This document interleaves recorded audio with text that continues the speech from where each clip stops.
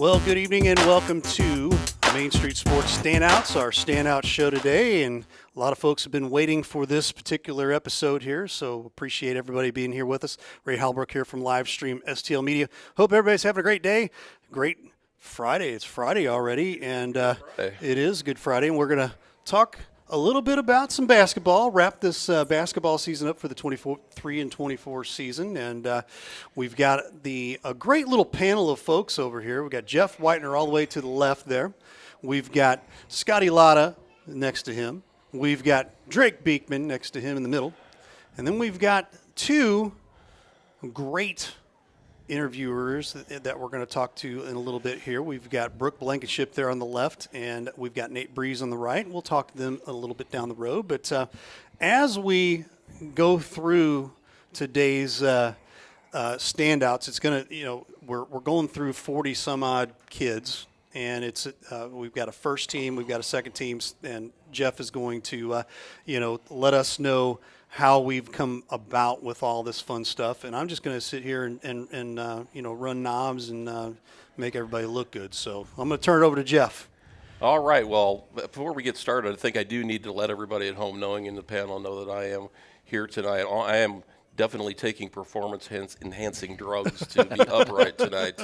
Because nothing wrong with that. I'm battling here. I'm scuffling a little bit, but we're going to get through this. And Ray, we hope you don't just twist the knobs over there tonight, because your opinion on these players that we've seen counts as well. So your opinion matters. Your opinion matters. So let's get right into it, and let's talk about how we come about picking our Main Street Sports standouts every year, because it's different from what you might see from what the coaches vote on or what other media groups. We have a little different criteria that we use. So let's get right into that right away, if we could, please. Let's do it. All right. Our criteria for nominations and voting. Our standouts are nominated and voted on by members of the local media in Jefferson County. Collectively, we saw over 75 games this winter. No all-star list is perfect, and this one is sure to be debated. This is based solely on our opinions from watching the athletes play, as well as season statistics. The list includes JCEA large and small schools only. It would be unfair to add any suburban conference players, as we seldom saw them play this year. We choose 8 teams, first and second team boys and girls, JCAA large schools, and first and second team boys and girls JCAA small schools. We're going to start with the small schools first today. Then we choose one MVP from all 4 categories. We choose players regardless of position or grade level. We're not trying to fill out a roster here or a lineup, and we don't care if they're a freshman or a senior. Doesn't matter.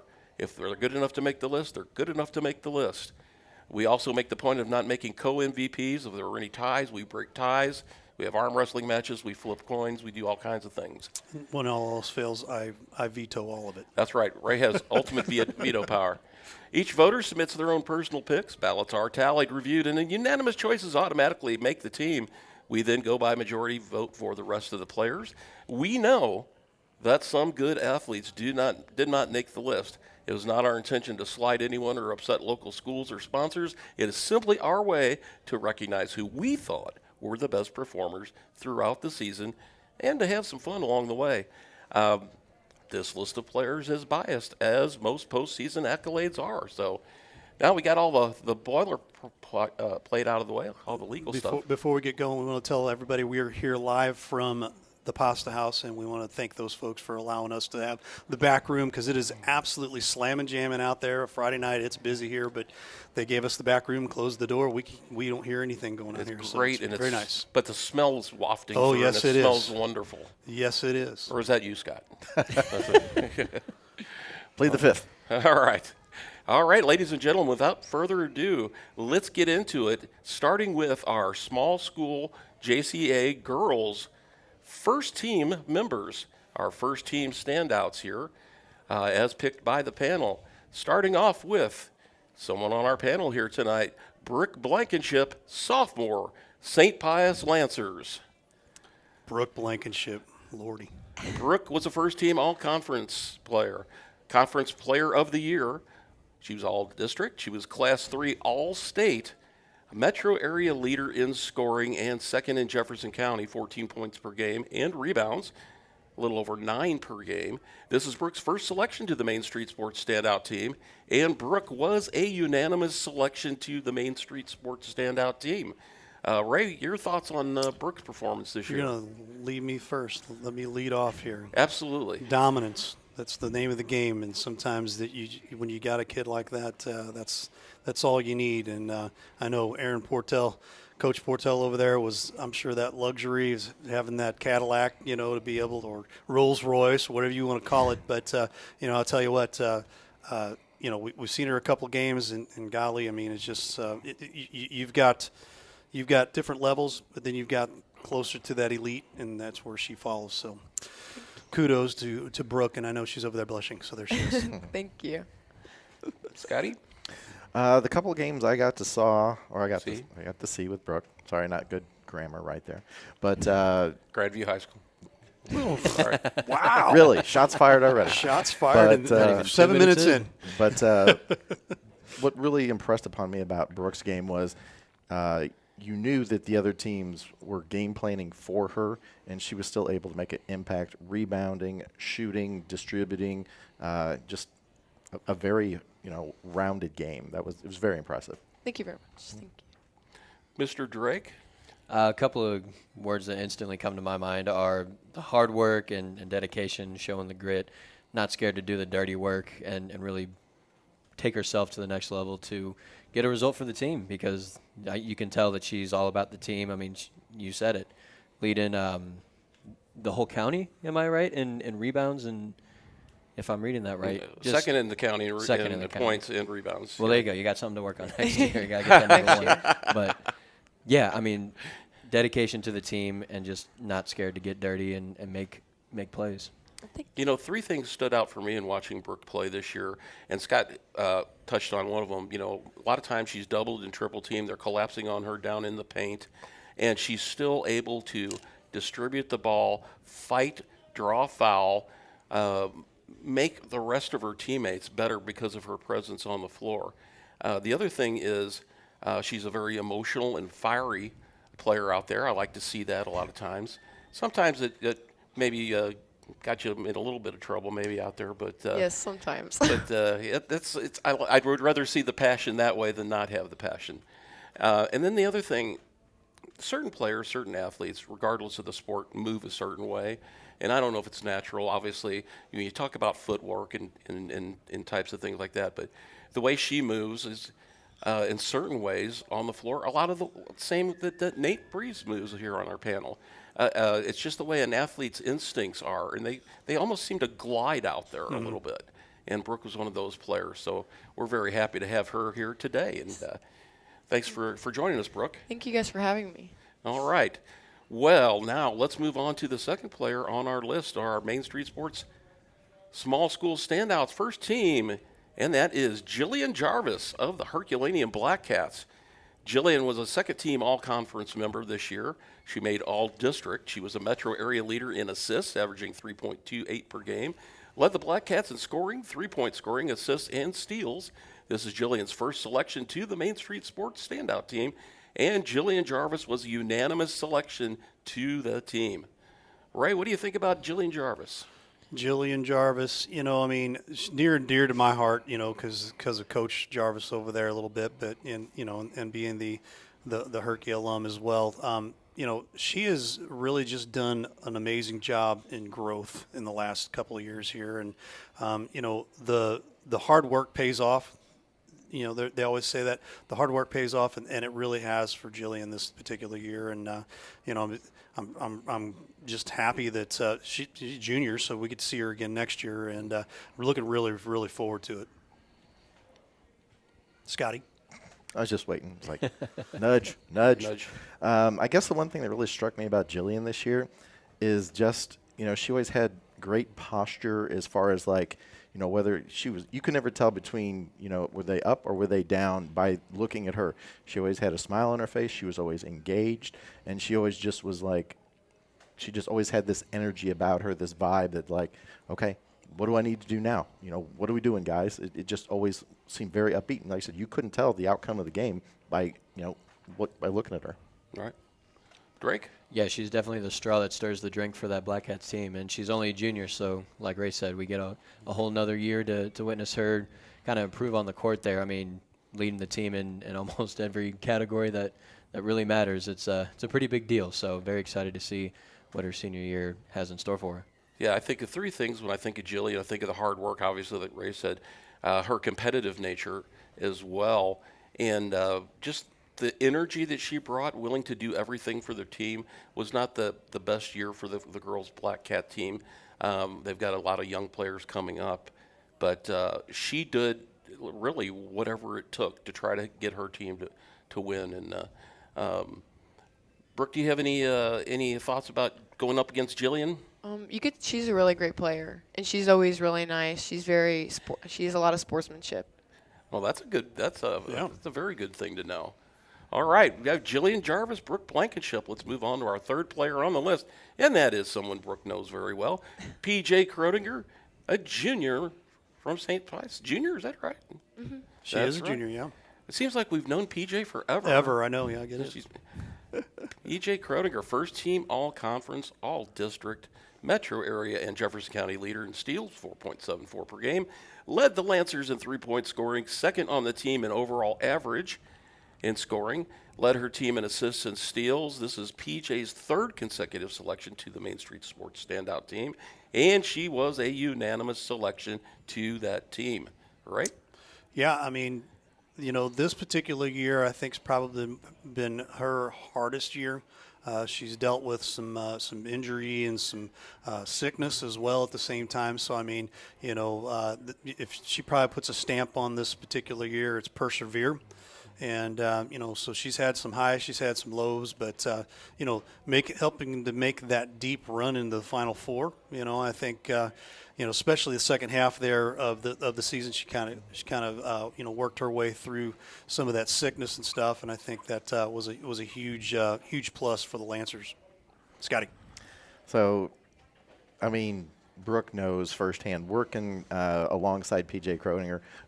It seems like we've been talking about PJ for like 5-6 years now. It's just it does. It really does. And kind of like what I alluded to with Brooke, it's like the other team's game plan for her. And this year, I think she, kind of struggled a little bit. Obviously, some stuff behind the scenes, with health. But you'd never be able to tell. She's out there working hard. She's throwing herself on the court time after time after time again. And she just gives it everything she's got, and she just gets results. Just fun to watch. Yeah, you can tell with all the behind-the-scenes stuff, like Ray mentioned, getting injured a few times, having some sickness issues. If there was any sort of pent-up anger, any sort of feelings like that, she'd just take it out on the court because, she had almost 5 steals a game. But not only that, she was a very good team player, leading her team in assists. So when you have a 1-2 punch of Blankenship and Kroedinger, pretty dangerous lineup, I'd say. A couple of things stand out for me, and PJ, one of my favorite players to watch. It has been for 3 years now. I think just her overall athletic ability for one thing, but also she has a very high IQ regardless of the sport. It's whether it's basketball, she's playing in another sport. She just excels in knowing the game. She knows where a player is going to be. She knows when to pick her spots to go for the steal. And it's just very fun, very exciting player to watch. And I enjoy talking to her. All right, here's your chance to talk about your teammate, Brooke. Tell us what PJ brought to the table. She brought a lot. Just definitely her attitude. She's faced a lot of adversity this year, and you could never tell by the look on her face or how she plays. She just goes out there and she works really hard. If you ever need a steal, it'll be PJ. All right, well, 2 Lancers now on our first team, and really, we talked before the show, probably their entire starting lineup. If we had did honorable mentions as well, her entire starting lineup probably could have made the teams. But that Flanagan girl, I think exactly. Also, but we'll move on now to our next player, first team player on the small schools list, and that is Helena Lloyd, the junior from the Jefferson Blue Jays. Miss Lloyd was first-team all-conference player, all-district. She led the Blue Jays in scoring, 12 points per game, and free throw percentage. We always harp on that, us old guys. Helped lead the Blue Jays to an 18-8 overall record, tied for the best in school history. This is Helena's second consecutive selection to the Main Street Standouts team, and she was a unanimous selection to the team. Mr. Ray, talk about Miss Lloyd. 18-8. That's all I got to say. I mean, it's a big season. It's no disrespect to the Lancers over here because they made it a little farther, but surprise for Coach Stevie Holinghausen in her second year as well. So I mean, to be 18-8, to be able to pull a team together and play like a team, I know they played some tough games together there against St. Pius. It was really, I mean, it could have been more wrestling than anything else. It seemed like, and I know Brooke can probably the girls' game vouch was for me, right? A lot more tense than the boys' game was. I'll just say that. We'll get into that. She's shaking her head. Yep. Yeah. So, but Helena doing such an amazing. And by the way, Kenny Lloyd says she's a sophomore, not a junior. Oh, my goodness. Sorry, Kenny. So we get to see her another 2 years. So we're going to give her a little props for that. But just the straw that stirs the drink, for the Blue Jays, and looking forward to seeing her the next 2 years here, Scotty. What I liked about her is it seemed like whenever they needed a big bucket or it was crunch time, she would come up with, a rebound. She would come up with a bucket, some free throws, something like that. And whenever I got to speak with her a couple times, because I think she was our player of the game one time, and she was always deferring. She was like, well, this player did this, or, the coach told us to do that, and we just followed it. And she was just deflecting of all praise, and it was just really nice. Only thing I got to add is, like Jeff said, I think we harp on a lot about when you get free shots, you got to take them. And 65% from the free throw line, to add in what Scotty said about just being a team player and being very coachable. You throw all that together, and the fact that she's got 2 more years left in high school ball, very excited to see the future for Miss Lloyd.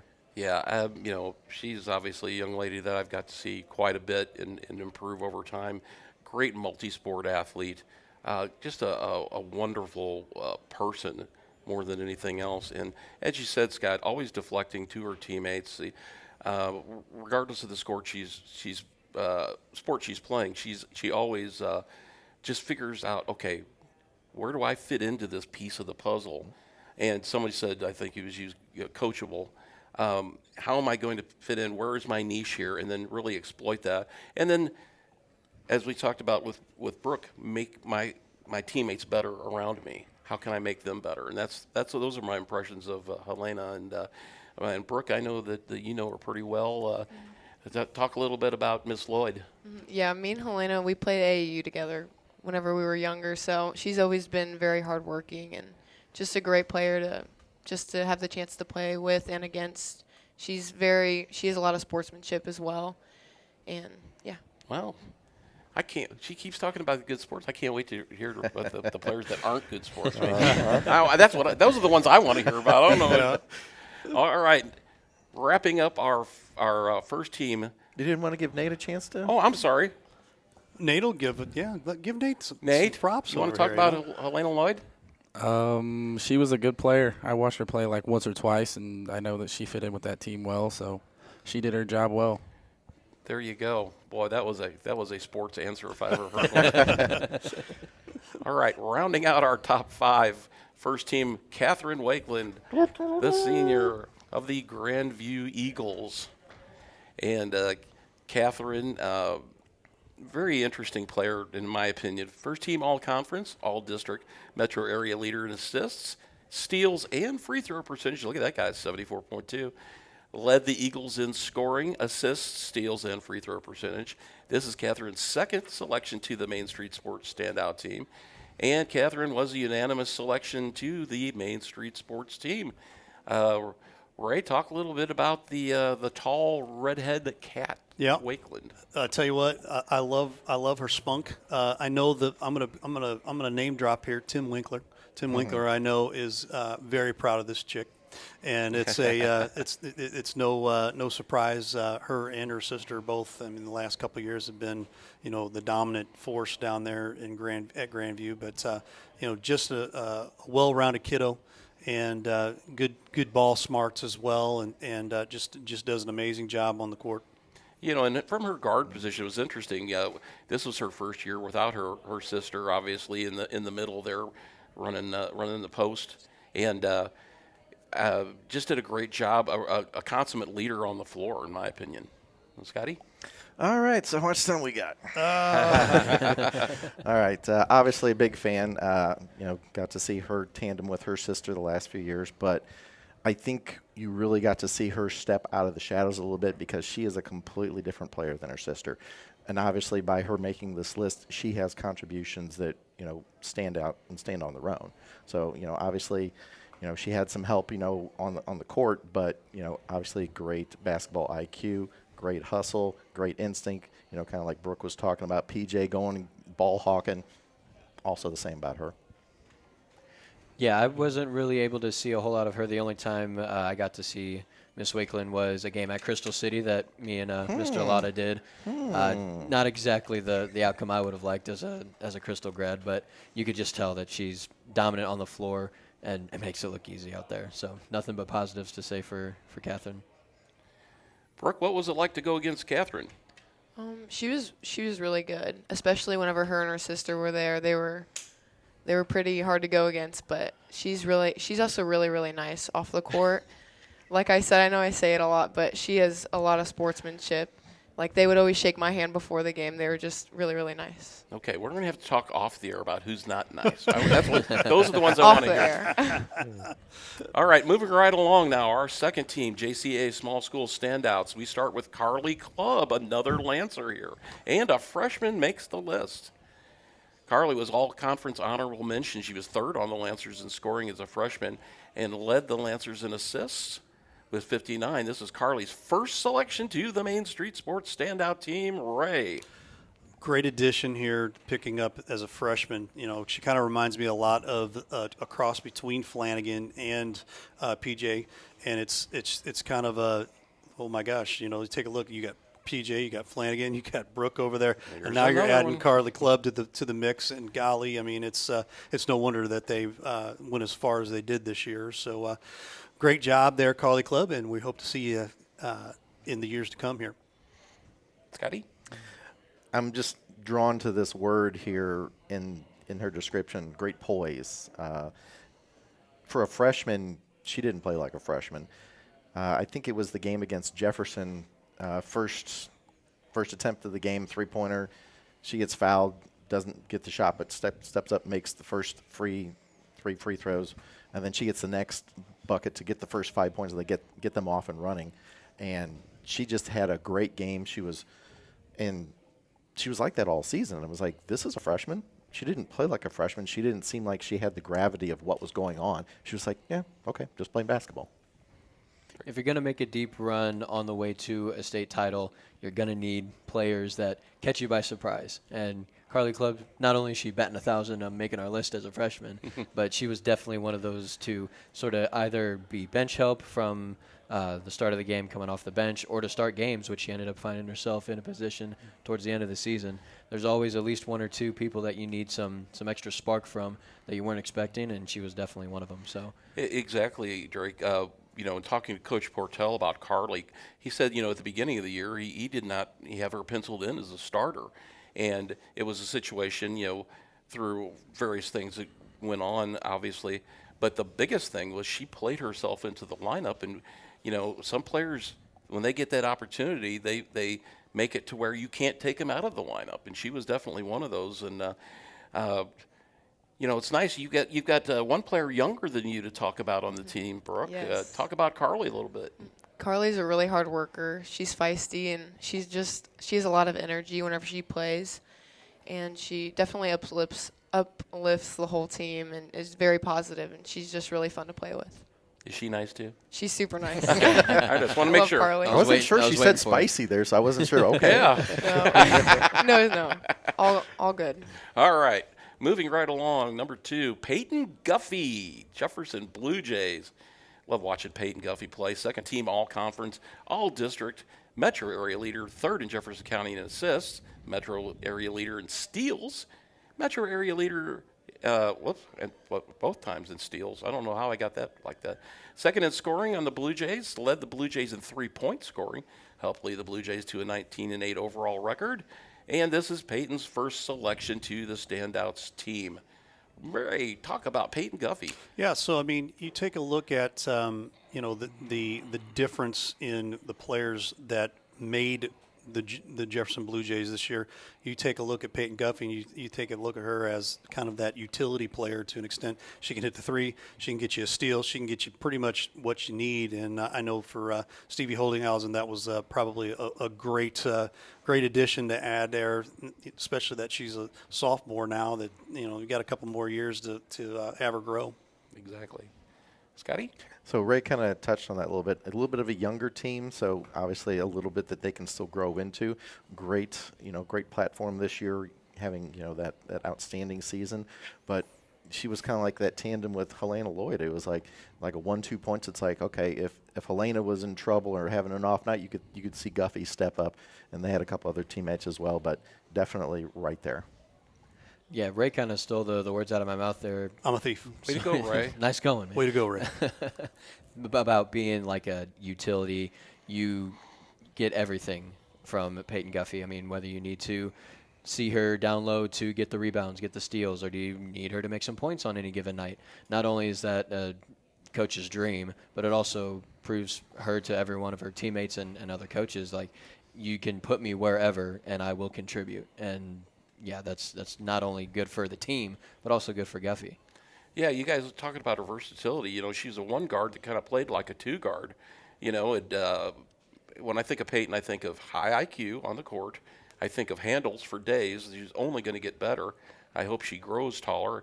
And if she was Brooks' height, boy, she'd be a heck of a guard back there. But tremendous upside to Peyton, and I love her competitive spirit as well. And what's Peyton like to go against, Brooke? She's definitely very gritty.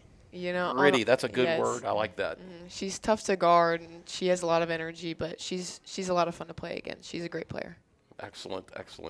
All right, let's move on to our next player that made the list. And that's Amia Moore. Mm-hmm. Great photo there from Cheat Seats Photography. We'll throw that plug in there of Amia Moore going up for the shot. Second team all-conference and all-district. Second on the Black Cats in scoring with 8.8 per game. She led Herculaneum with 65 steals. Tenacious defender, I thought. Times provided much-needed momentum changes in games with her energy and speed. And this is her second consecutive selection to the Standouts team, Ray. Amia Moore, spark plug. Yes. That's the thing that every time we covered them, that was the thing that I saw from time to time when they needed a spark or something to really just get themselves going. Amia found a way to just come through. So good job there, Amia Moore. Scotty? Yeah, we got to see a game where I forget who they were playing, but she got injured, but she was able to come back, and Amia was like a tornado out there. She was always up in the ball handler's face. She was, coming over on double teams. She was in there getting rebounds. She was just that high motor player that you're just like, you always have to be aware of. Yeah, that game that you were mentioning, it was, I believe, the picture that we saw there for Amia Moore. Again, shout out to Cheap Seats Photo. It was when Jefferson came into town to both the girls and the guys' varsity teams playing each other. And, yeah, she goes down injured. I think it was something to do with her ankle, and it looked pretty rough. She was kind of holding it like she was probably going to be done for the night. But before we even knew it, she's back on the floor causing trouble and contributing for the team. So I think it was on the slide also. Very tenacious player, very determined, and, yeah, really enjoyed, especially that game, watching that performance from Amia Moore. Brooke, did you get a chance to see Amia wreak any havoc against you guys? Did she play the game against us, or was she out? She might have been out. I think she was out that game, so I did. Yeah. Yeah, that's why I asked. I wasn't quite sure. Yeah, I remember seeing her play against Jefferson, and like you guys all said, she works really hard on defense. You can tell she's very scrappy. Scrappy. That's another good word. You should do. We'll just have her back from the panel. There you go. She's got some great words. Done. All right, our next player on the list, Lexi Walker, the senior from Grandview. Lexi was an all-conference honorable mention, all-district player, metro area leader in rebounds, second leading scorer on the Eagles, metro area leader in steals. She led Grandview in rebounds with 225 boards, and this is Lexi's first selection to the Standouts team as a senior. Right, talk about Lexi Walker, another one of Coach Winkler's favorites from his time at Grandview. It is hard worker. I'll tell you what. I mean, you don't just pull out steals like she's been doing all season long here. And even though we didn't get to see a lot of the Grandview Eagles, the team themselves, I mean, they're tough to play against at times, and Lexi was a big part of that. So kudos to the Grandview Eagles. All right, Scotty, Grandview. What I really liked about her is she elevated her game from last year with the departure of Annabelle, and Kat kind of taking the forefront. You still need, those secondary, people to step up and score and do other things. And she really elevated her game as a senior. And, I mean, she was in there doing all the dirty work, like you said, getting boards. She was, getting hacked and, putting it off the glass and, going and one. But it was a great effort for her this year. Yeah, like I said with Wakeland earlier, I'd not a whole lot of eyes on the Grandview Eagles this year, but I mean, I could easily just repeat what both Ray and Scotty said easily, and yeah, she's more than deserving of all the praise for sure. You don't lead be a leader in rebounds and steals without just absolute work and determination and desire. Those are two categories, two stats that call for those two things, and she certainly had both of those in spades. And Brooke, you probably battled more against Lexi than some of these other players in the middle. What was that like? Yeah, she's a really good rebounder and really good on defense. She's always trying to get boards, but I didn't get to see her play much other than whenever we played them, but she's a great player.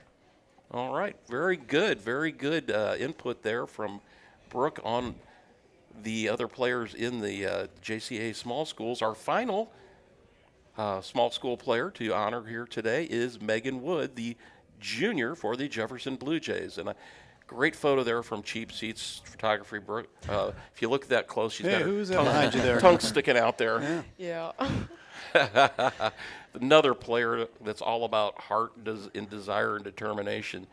And all conference honorable mention. She was a metro area leader and second in Jefferson County in steals, area leader in rebounds, 7.7 per game, broke the all-time Blue Jay records for rebounds as a junior, helped the Blue Jays to their best, tied for their best record in school history.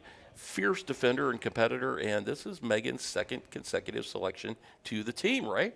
You don't go 18-8 without somebody like that, a Dennis Rodman, so to speak, type of person. You got to get those rebounds, and I mean that's where he made all his money, getting those rebounds. So Megan Wood, same situation, and kudos to her. Scotty? A lot of times we kind of focus on who's the scorer, who does this, who has this role. But she kind of had that niche in there where she was kind of like, okay, everything's going to run through me. I will get you a rebound. I will do, I'll set a screen. She would do the things that don't necessarily show up always in the box score, but nevertheless, obviously, big reason on the bottom line why the record was. 7.77 rebounds per game. Jefferson definitely hit the jackpot with with Megan Wood here, and she broke the record for rebounds, and she still has a year to go. It's going to be a very fun season next year to watch her play out her senior year, for sure. Right, and much like Lexi Walker, Grandview, leading in steals and in rebounds. Again, it's all about desire, all about hard work and tenacity, and Megan Wood has that in spades. Brooke, playing against Megan, what was that like? She's definitely a good player on defense and offense, but she worked really hard on defense, as you can tell by her stats, her rebounds. But, yeah, she's a great player. And a little tenacious on the court, shall we say? Yes, a little bit, but right, off the court, no, not really. You can say that. It's okay. It's okay. Megan would take it as a compliment, yeah. knowing Megan. Right. Yeah, she's definitely aggressive, but that's a good thing. Yeah, absolutely. All right, that concludes our JCA small school girls. We're going to head over to the boys now. Wait a minute. Well, let's recap real quick so everybody knows what's going on here. We'll recap it real quick here. Our Main Street Sports second team, we just got done with the Carly Club, Peyton Guffey, Amia Moore, Lexi Walker, Megan Wood. And then on the first team, for anybody that just maybe popped in, that's why we're going to do this here real quick. Brooke Blankenship, number 1. Jillian Jarvis, number 2. PJ Krodinger, Helena Lloyd, and Catherine Wakeland. So And there you have it. our small school player of the year is Well, it's that girl there in the middle on the left. the one on the left is the Yeah. girls player, small school player. Here, That would let's be let's do an Brooke extreme close up. There she is. How about that? Right. And that's really why Brooke's here tonight. It's not because we wanted her to analyze all of her teammates in competition, but Right. At this point, one of my esteemed colleagues here is going to interview Brooke about the season she had. Who could that be? I don't know. Who is that? Scott, is that what you, Scott? Here on 60 Minutes. Okay. So obviously we're here with Brooke Blankenship, the sophomore from St. Pius. Main Street Sports Standout JCAA Small Schools Girls Player of the Year. Brooke, take us through the season your St. Pius the 10th Lancers had this year. I think we started off a little bit shaky in the beginning. We had some new players. We had Carly Club, and it kind of was just getting the chemistry and getting everybody together. But as the season went on, I think definitely the game, Saxony Lutheran, that really stood out because I think we just played it as a team, and we did really good. And, yeah, and then just after that, just going to state, it was just a lot of fun. All right, so what I heard there was Carly was the issue early. No. I'm just kidding. No, sometimes it takes a moment to gel and get your chemistry for the team. Yeah, So, all right. definitely. So, how did you define your role on the team this season from position and leadership aspects? I don't know. I think I would say, as a post. Were you like a co-leader, or were you more of a, did you defer to like Charville and some of the other upperclassmen? Yeah, I tried my best, but Olivia is definitely our best leader on the court. She's kind of like the mom. She gets everybody together, and she's always just giving everybody advice and just making sure we're all on the same page. And she was on my list, by the way. I'm just yeah. saying. I love Olivia. All right. So how do you think your team's success in the Final Four appearance will help you moving forward as a player and for your teammates as well? It was definitely a good experience, and I think it just makes us all really want to work harder in the off season. It was really fun to get to do that, and definitely inspires us to do it in the future. Okay. So we kind of talked about this a little bit before we got started here, but are there any college or NBA players you look up to, or a style that you kind of style your game after? I don't really know because You're going to go out there and start, doing like 45-foot threes? definitely not. That's definitely not in my range, but it's a lot of fun to watch Caitlin Clark, but I'm not the same position or could I ever be, but she's a great player. Okay. The Lancers lost 6 players to graduation. What kind of team do you think St. Pius will have next season, and how do you think your role possibly could change?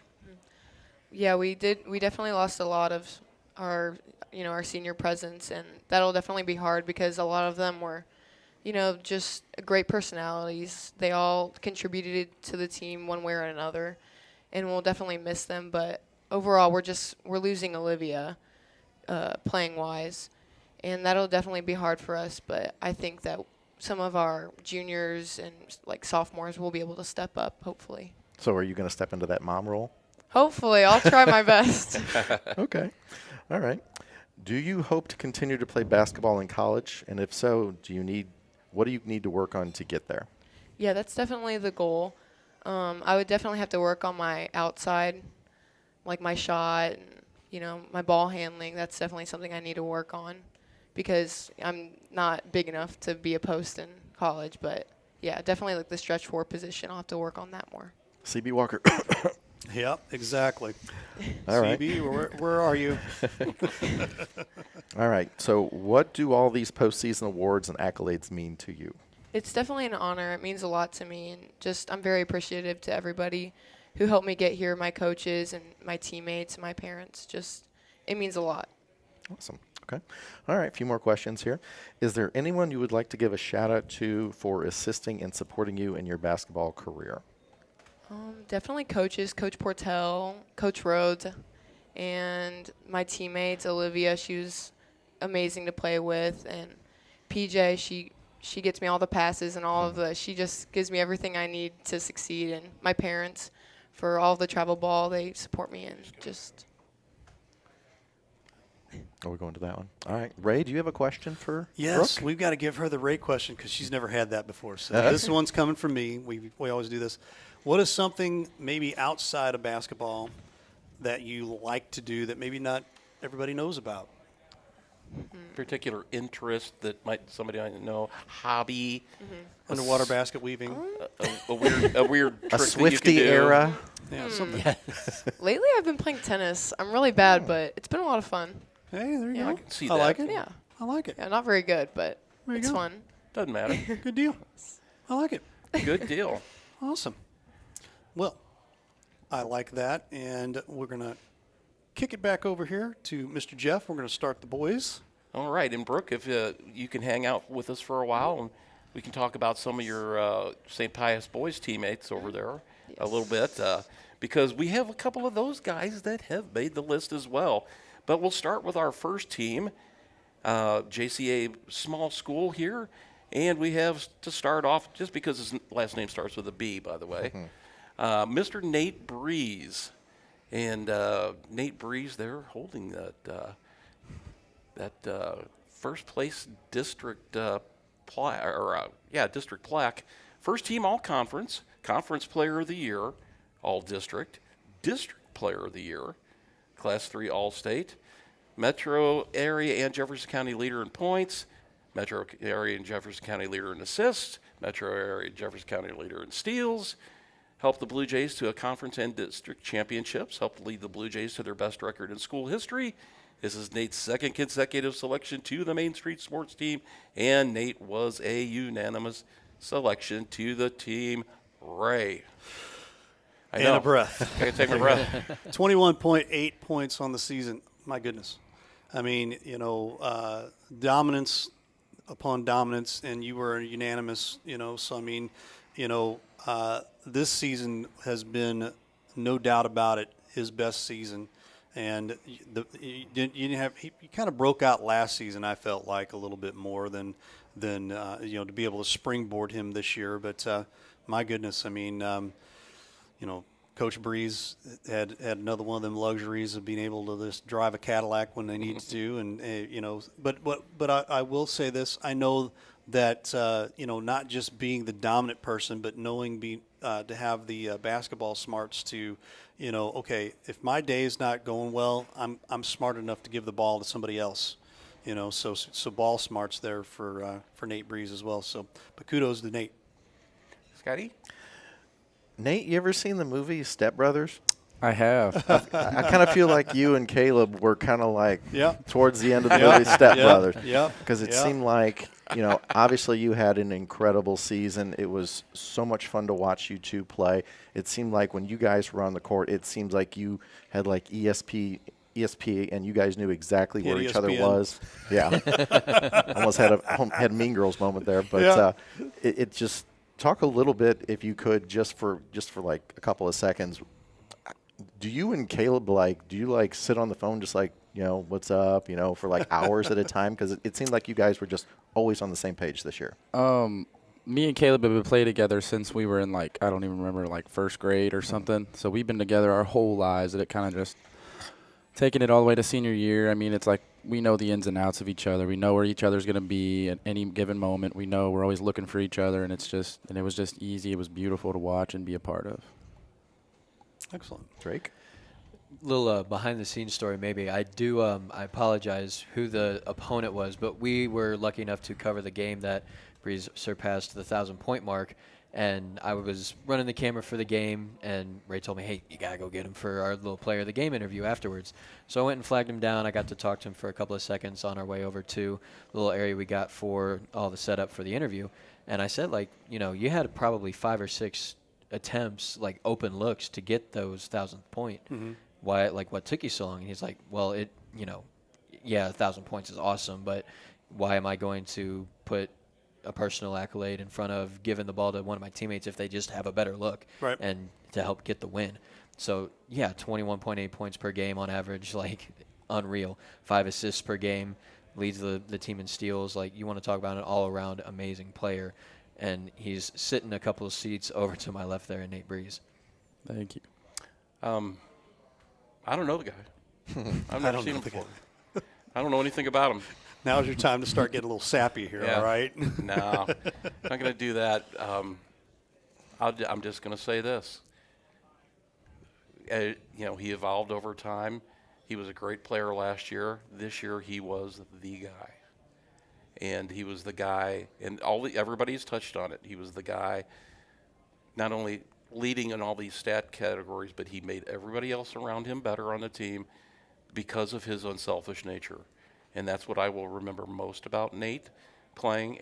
And the Breeze mentality, which he's not just him, but some of his kinfolk have too, which is a little, maybe a different way of looking at things sometimes, a different perception. And I think that kind of helped on the court. And we might get into that later in the interview. But Nate Breeze, yes. Barely got everything on the page there for Nate. I know. All right, let's move on to our second player, first team, small school. That would be Tanner Duncan, the sophomore. T-Dunk. T-Dunk makes the list. Second team, all-conference, all-district player, metro area leader in steals. Led the Black Cats in scoring. He led the Black Cats in three-point scoring. He led the Black Cats in steals.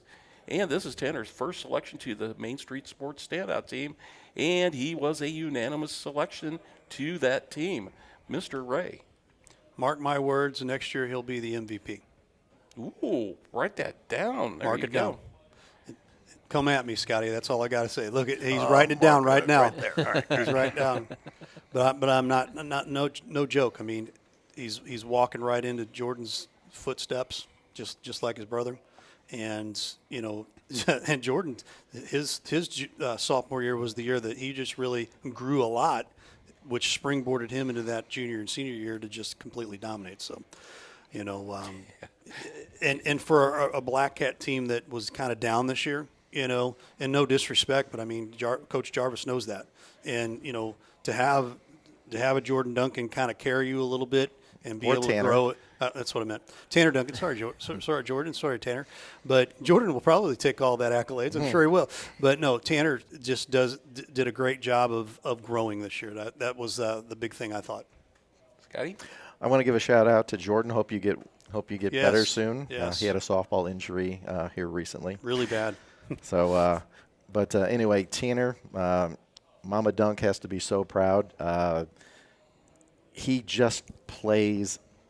I mean, I don't want to put this on the kid yet, but I mean, you could see him ascending to Nate Breeze-like qualities. He's a leader on the court. He definitely tries to make everyone around him better. Yeah, he could go up there and put up 35 shots a night, but he's like, this is a team game, and I can't get there by myself. I need the teammates, and he's got a couple of pillars there that he can work with going forward, but just a great all-around player and just a great attitude. Well, I'm glad you said all that about Nate Breeze 2.0 maybe, because 2.0. we can blame you for that moving forward.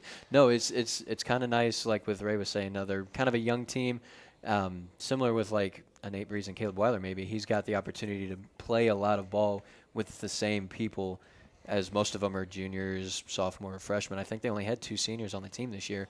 So even though 2 seniors leaving is never a good thing, having the consistency as far as the personnel and who you're playing ball with, that's going to just help everyone grow in the next couple of years. Tanner was a great all-around athlete, great baseball player as well, just like his brother. But Tanner's his own man, and I don't want him to be in the shadow of his older brother here, because what he has brought to the table in some ways is completely different than Jordan. But it's so much fun to watch him grow. Ray, I don't know if you remember back 6 years ago when we started this. Goodness. He was one of our junior cameramen for a game. Yes, he was. When That's right. starting middle school. So we've gotten to see Tanner for quite a while, and kudos to him. Kudos to, also Jason Jarvis, to the job he did with that team this year when he's got a young team and not a lot of great pieces there, but he cobbled together a pretty good lineup and record notwithstanding. So Nate, talk a little bit about what it was like to go against Tanner this year. Were you seeing some things in him maybe that you're used to seeing? Yeah, he was definitely on the scouting report this year. Don't let him shoot. Don't let him really do anything. And he was hard to keep from doing anything. I mean, he could do whatever he wanted to do almost whenever. I mean, and he's young. He can create for himself or his teammates, and that's really important. No, that was good insight there. Look at that. Kind of surprised me. I don't know How about that, right? I know. All right, Tanner Duncan is on the list. Let's see who's next on the first team. That is Weston Hopper. Another Grandview Eagle makes the team. Weston, the senior from Grandview, second team all-conference. Area leader in scoring, 17.6 per game. Led the Eagles in scoring and three-point scoring. Led the Eagles in steals.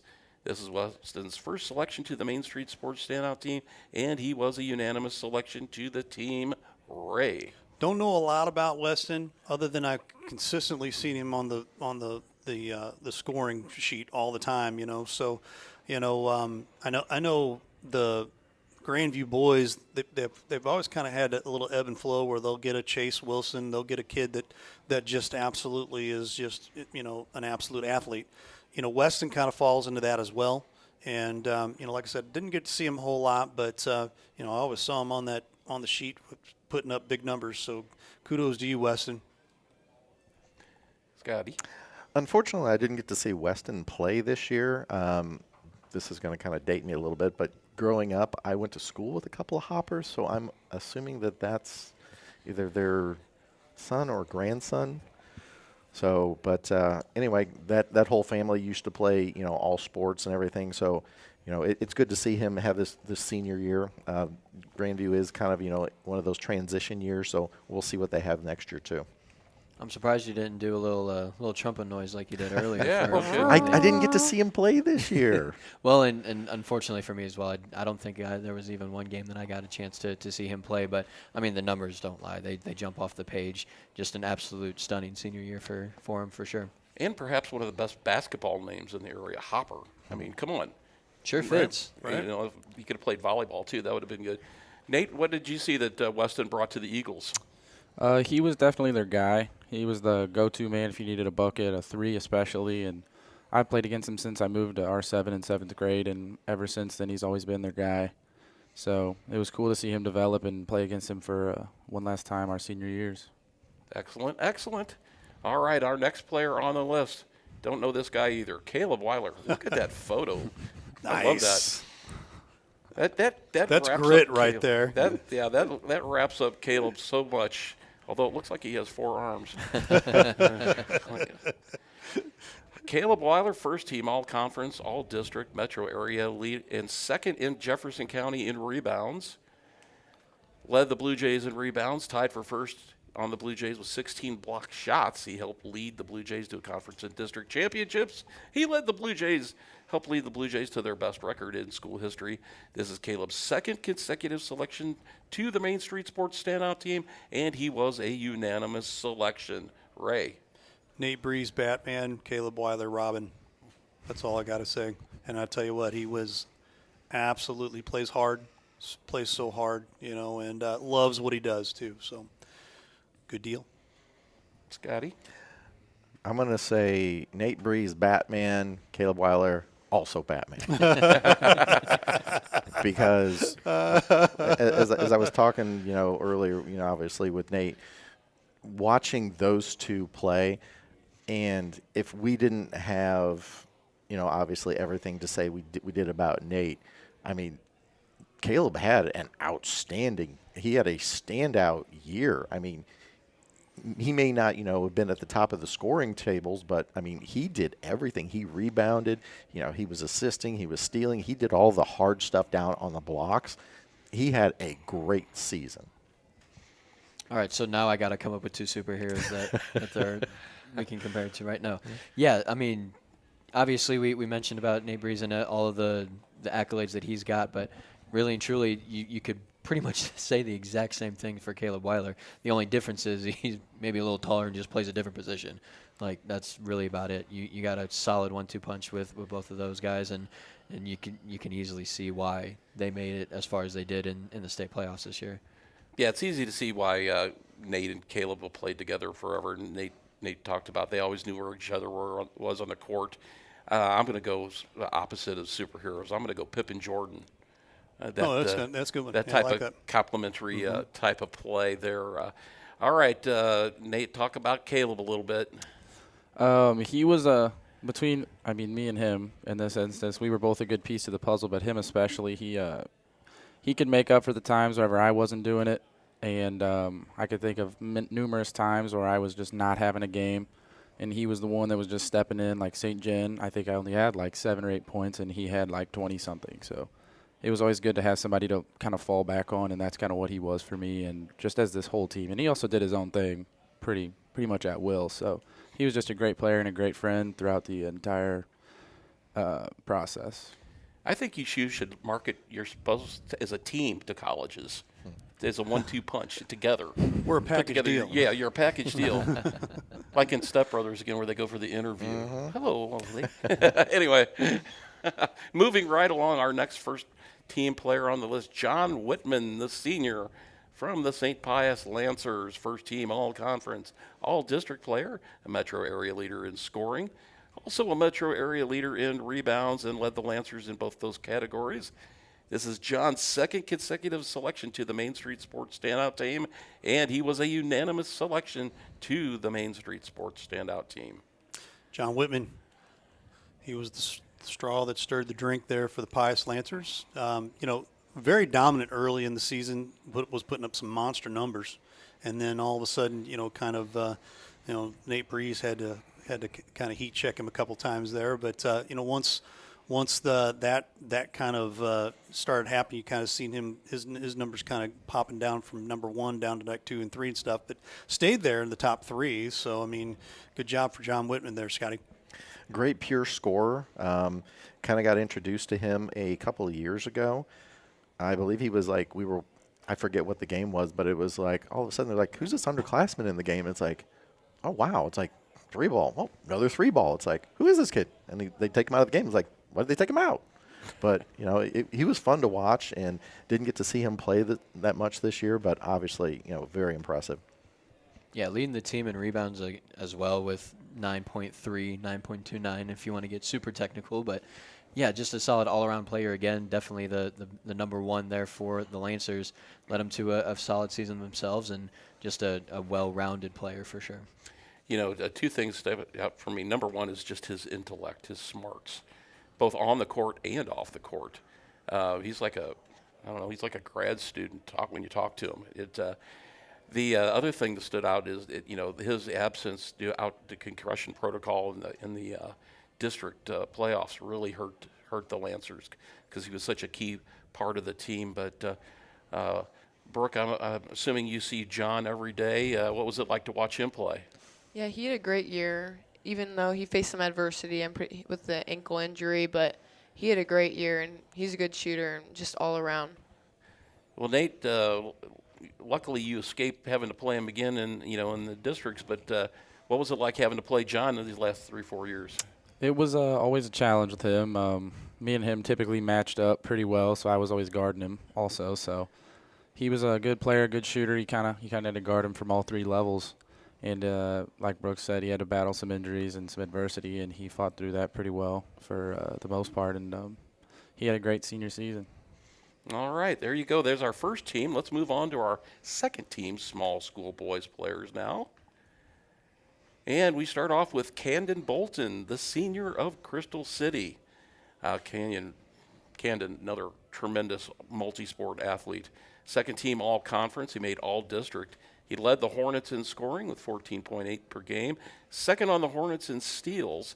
And this is Camden's first selection to the Main Street Sports Standout team. And he was a unanimous selection to the team. Ray.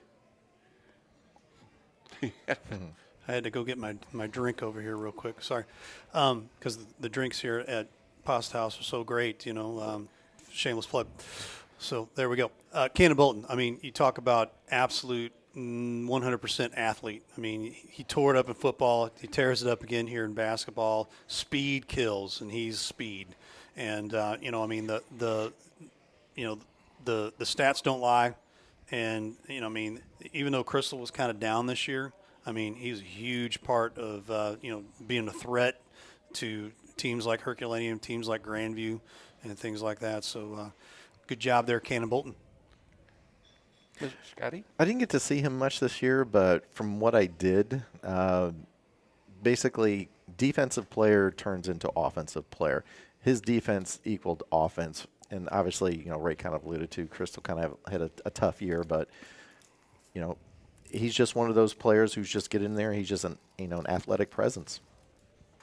I got nothing else to add except finally Crystal City Hornet made the list. I can leave the show happy now. Well, the thing about Camden that stands out to me is, you hit on it, Scott, the defense into offense, the speed, the athleticism, but basketball is probably his third best sport. Right. Behind football and track and field. Mm-hmm. I would be amazed if someone doesn't offer him a track and field scholarship. And Nate, you probably got a chance to see his speed quite a bit over at Crystal. Talk about that a little. I had to play him, I think, 3 times this year, and all 3 times he was a very positive impact. And as you guys have addressed, he is very fast, and he was a lot of the time guarding me at some point in the game, and it's always hard to get around him or try to create things and with him in front of you. And he was just a great player. Did we put Burford on him to try to match speed with speed, or how did that work? I think so, and I think Brandon really enjoyed that too, to be challenged by somebody as fast as Camden. I bet. The two speed demons for sure. All right, moving right along, we have another St. Pius Lancer. We can't get rid of him.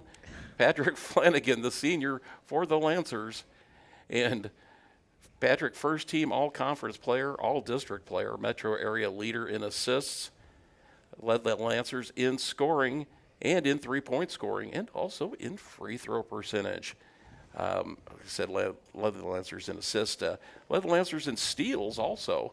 And this is Patrick's 3rd consecutive selection to the Main Street Sports team, Mr. Ray. He's a pest. Straight up.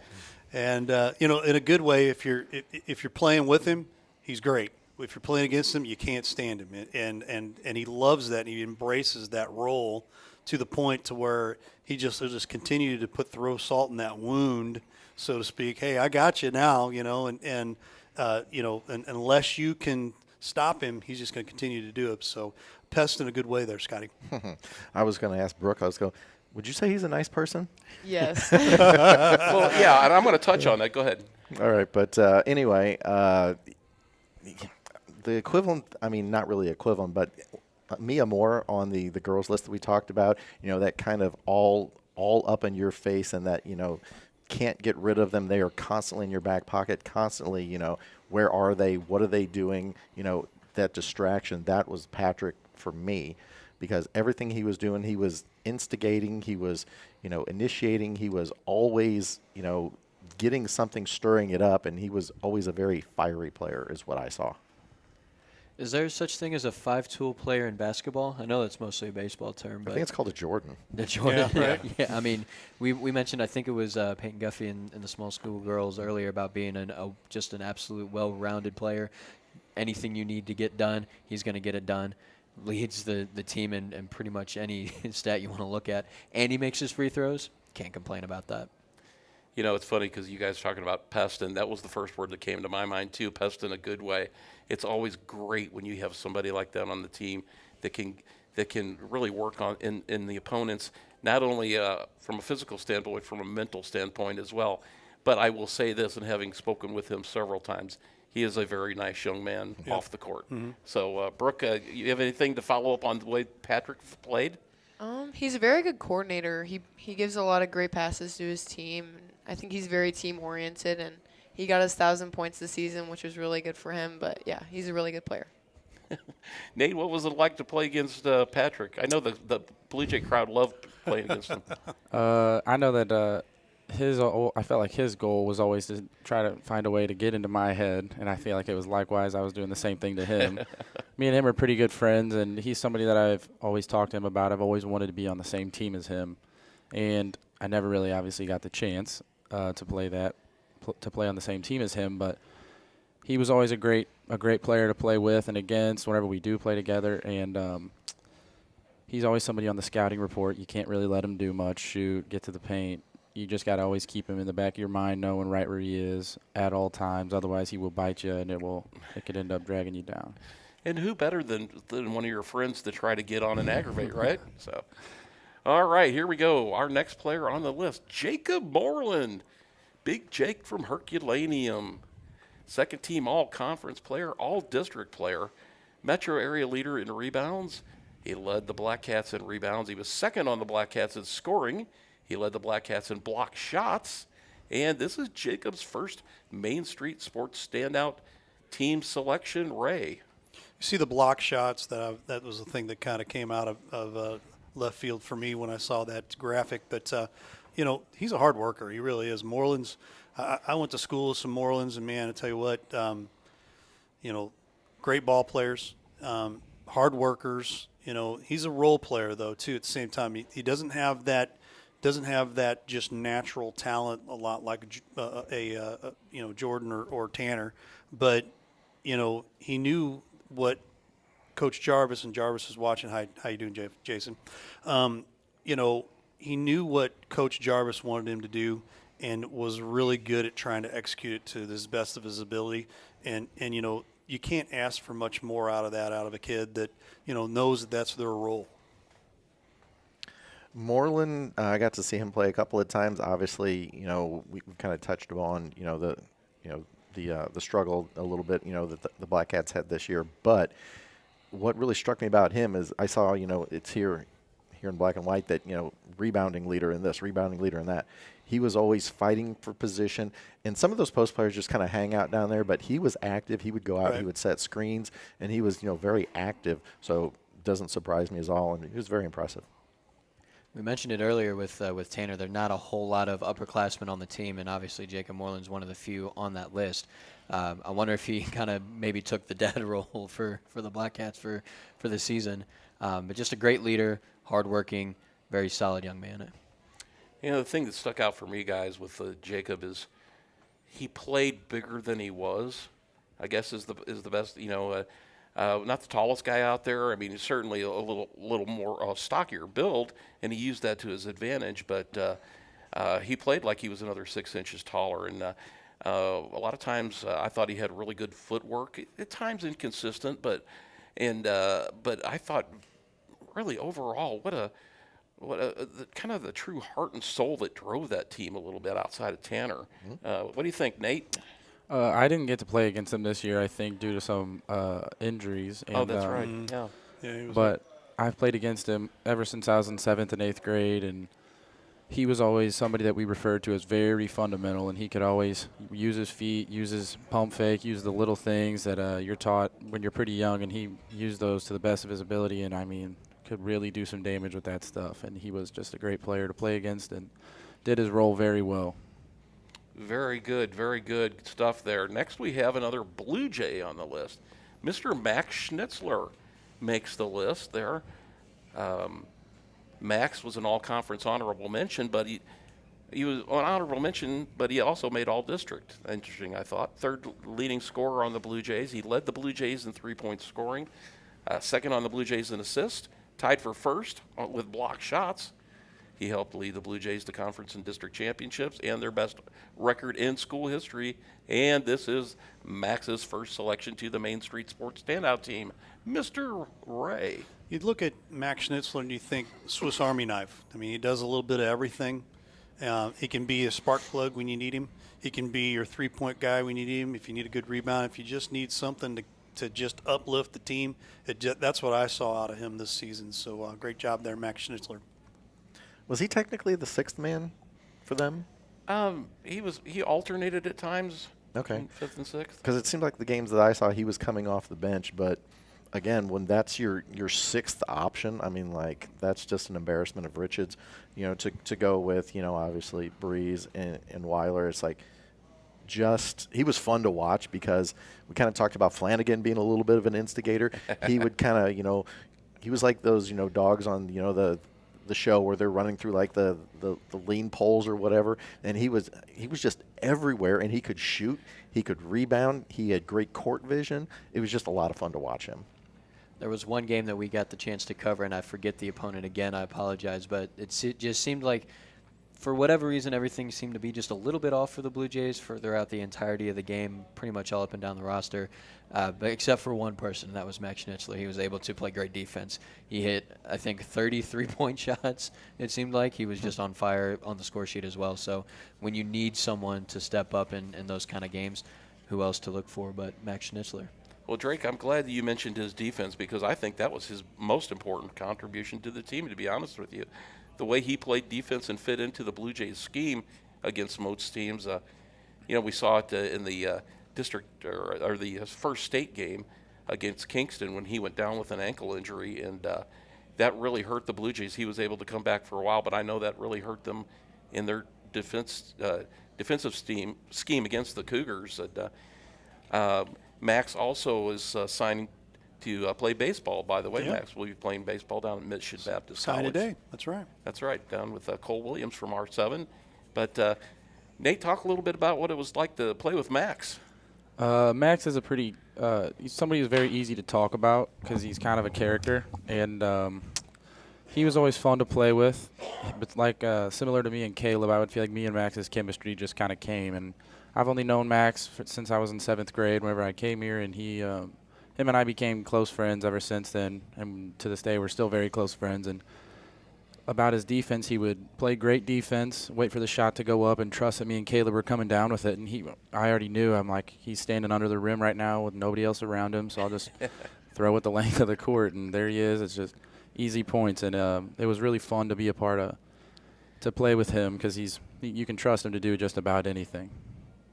And here again, another one of these guys where basketball is probably his second best sport compared to baseball. So, and I know he's involved in the baseball season right now. But moving right along, our next player on the list from the St. Vincent Indians, Jacob Shrimp, the senior, second-team all-conference player, all-district player, metro area leader in rebounds. He led the Indians in rebounds. Second on the Indians in scoring. He led the Indians in block shots. And this is Jacob's first selection to the Main Street Sports Standout team. Mr. Ray.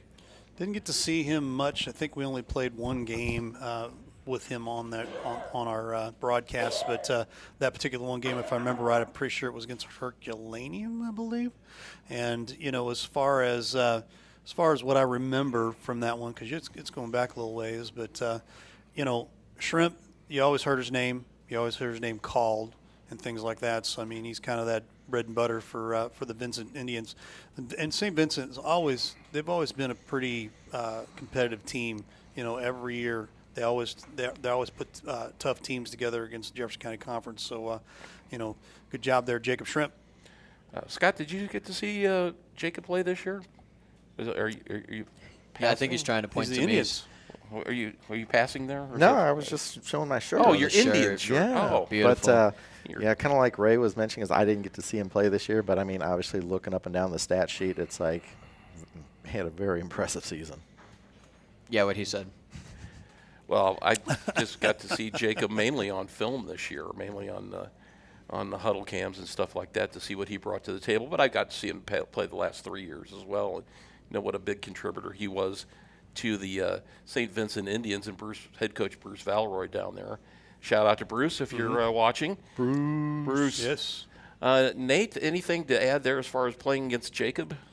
I got to play against him once. We played their team twice, and the second time he was there. The first time we won by a very good margin, I think like 20-something.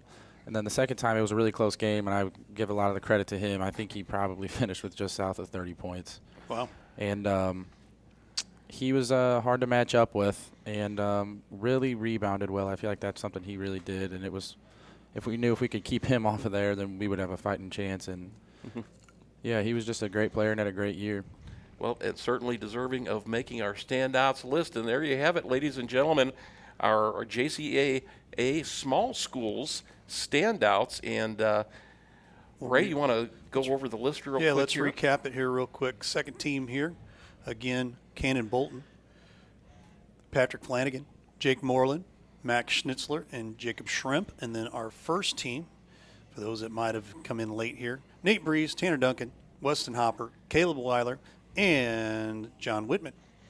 Which means that our JCA Small Schools Boys Player of the Year, our MVP. There you go. No, Drum roll. Yeah. no other than Mr. Nate Breeze of the Jefferson Blue Jays, the unanimous selection overall. And Nate, another accolade. We don't have a fancy plaque for you or anything like that. Just It's okay to look this way over here because we're all over here. I know We're all he's friends just here, like, man. It's okay. you know, it's kind of, it's okay. But all right. I think we've got some questions that Drake's going to fire at you now. We do. Yes, We do, sir. absolutely. We've mentioned throughout the entirety of the season, going into the playoffs and everything like that, is very much a record-breaking season for the Blue Jays, getting the most wins in a season. You could just, in a few sentences, wrap that up for us. What are your thoughts on the season that just passed? The season was special. I feel like that's probably the best word to sum it up. It was always fun, and it really brought all of us together. All of us were already together, and I think one of the things that made us such a good team is how much we just enjoyed each other's company. Every day we were excited to go to practice. We all wanted to be there, and we were just happy to be around each other and share those memories, and we knew we needed to make it last and make the best of it, and I think that's what we did. Right on. We mentioned earlier, I think Jeff mentioned it earlier in the show. We also talked to Coach earlier about you needing to step up and be, quote, that guy, for the team this upcoming year. So what do you think he meant by that, and what did you take that as going into the season?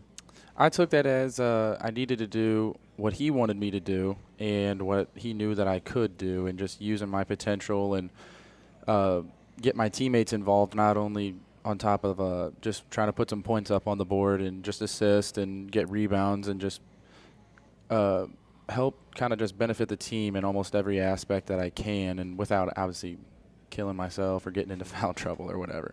Right. So yeah, I believe that's what he meant. Right on. I got the chance in my senior year at Crystal City. I got to play football with my younger brother for one season at least. It was a lot of fun. For you though, you've got like an entire family around the school that's involved with not only basketball but the whole school. So what's it like with that family aspect involved with your high school sports? It's special. It's really cool to be able to go to my coach or uncle, and I can talk to him about anything maybe personal or my personal opinions on something. I feel like it's a lot easier. But playing with my brothers and my cousins is always great. I mean, that's something that you never forget because it's family. It's really important to you, and you get to experience something like that, and it's not something many people get to experience. Yeah, absolutely. Bringing it back to basketball itself just a little bit here. When it comes to who you look up to, any like college or NBA players, is there someone you try and style your game after, or are you just trying to do your own thing out there? Definitely not my brothers. They're gonna love that you said that. I try to just, I like to play a lot like the greats, if that makes sense. Just kind of carry on their mindset and their whatever, but at the same time, I try to pave my own path and do my own thing and kind of make my own image. So that's kind of how I looked at it. For sure. Obviously, you're a senior this year, so you're going to be graduating next year. What's exactly all on the tables? Are we looking for certain schools, certain degrees? Are we hoping to play sports next year? What's the plan going forward? As of right now, the plan is to play college basketball, but where is the question? Jeff Coe is definitely on the table, and I know a lot of people around here might appreciate that. And Your mom wants you to go to school there. I found that out earlier. No pressure. I think as of right now, I'm very undecided on everything, but I think we're coming to a decision very soon. That's awesome. Well, and as much as we would love to have you go to Jeffco because we get to cover the games and everything, you got to do what's best for Nate Breeze. Yes, sir. At the end of the day, so we'll support you no matter what. Yes, sir. Yeah, and that's the most important thing, hands down, what you want to do the most. We asked Brooke earlier, but when it comes to all the postseason accolades that you yourself personally have gotten, what do all of these mean to you in particular? I look at it as my impact on my team, but at the same time, none of it's possible without the people you're surrounded with. My coach always put me in the right spot and position and keeping me in the right headspace, which is something I think I definitely had some issues with sometimes. And same thing with my teammates. I mean, no assist is ever recorded if the teammate doesn't make the shot. I mean, so it's like you got to give some credit where credit's due to the rest of the guys. For sure. Yeah, absolutely. You kind of touched on it earlier in the first question about, being at practice with all your teammates and just having some fun memories. What do you think are the most memories that are going to stand out to you once you leave high school basketball? Team dinners. Oh, yeah. The after practice things that went on. There was often a lot of basketball related that are not necessarily basketball related, like 3-point contests like that, and just trying to dunk, so who can do the craziest dunk or something. And those are the memories that you really, really cherish, and those certain drills that you really enjoyed to do with your teammates, and just the competitive nature we all had. But at the same time, just being best friends and just taking it all in. Right. For sure. Awesome. We asked Brooke this earlier. We're we've talked about you as much as we can, it seems like, in the show so far. But who is it that you would like to give a shout out to the most and kind of praise for your journey yourself? Definitely my parents. My mom is obviously probably my number one supporter. She's going to always be in my corner whether I'm wrong or right. And she's good at keeping me level-headed for sure. And my dad is just probably one of the bigger influences. He's always trying to motivate me and push me further than I can go by myself. And those two are just a big part of who I am just as a person and in basketball as well. Mom's just in the other room over here, and I know she's going, I love you too. I know she's doing that. So, well, we already got a few of your thoughts earlier in the show about your teammates, Caleb Weiler, Max Schnitzler, that made the list. You want to try and wrap it all up in a bow, a couple of sentences maybe, with kind of combining both of them as teammates and friends, what they mean to you? Both of them are probably two of my best friends, and just it's kind of like you said, getting to do the things with your brothers. I consider them my brothers, and it's just fun. I mean, that's probably the whole thing, is it was just fun. It was just, you genuinely enjoy yourself around people like that. Hard to say no to that, right? Yes, sir. I think I'm all out of questions. It's the Ray question. The best part of the here's interview. the Ray question. He's Here had it time is. to think about it. So what do you like to do outside of basketball that maybe not everybody knows about?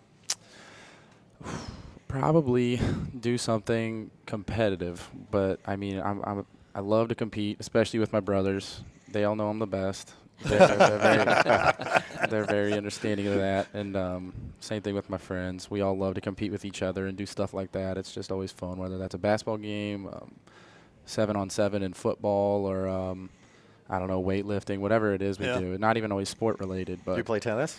No. So Brooks probably looking for a partner. Right. Yeah.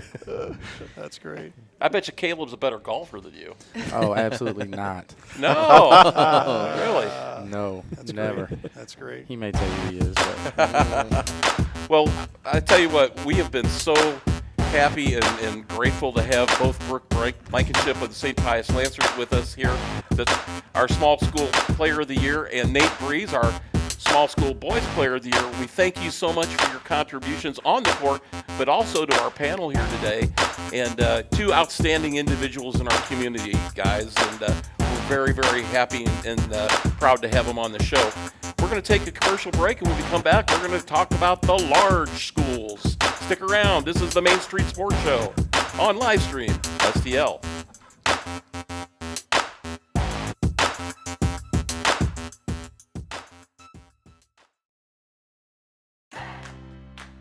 The Jefferson County Tourism Commission invites you to explore the natural beauty, fine dining, parks, wineries and breweries, scenic drives, historic sites, and even a local raceway. All this and so much more. All these things can be found right here in Jefferson County, Missouri. Plan your trip today at visitjeffersoncounty.com, the main source for all things Jefferson County. The House Bar and Grill at your Festus Pasta House is your place to watch all local high school sports live. That's right, I said live. Come in and enjoy all local high school sports brought to you live on our 5 big screen TVs from Livestream STL. Also enjoy our happy hour menu, which includes half-price pizzas, discounted appetizers, and drink specials. We are the best place to gather for your local high school sports, brought to you by Livestream STL at your Festus Pasta House on Highway A, where it's always a great time.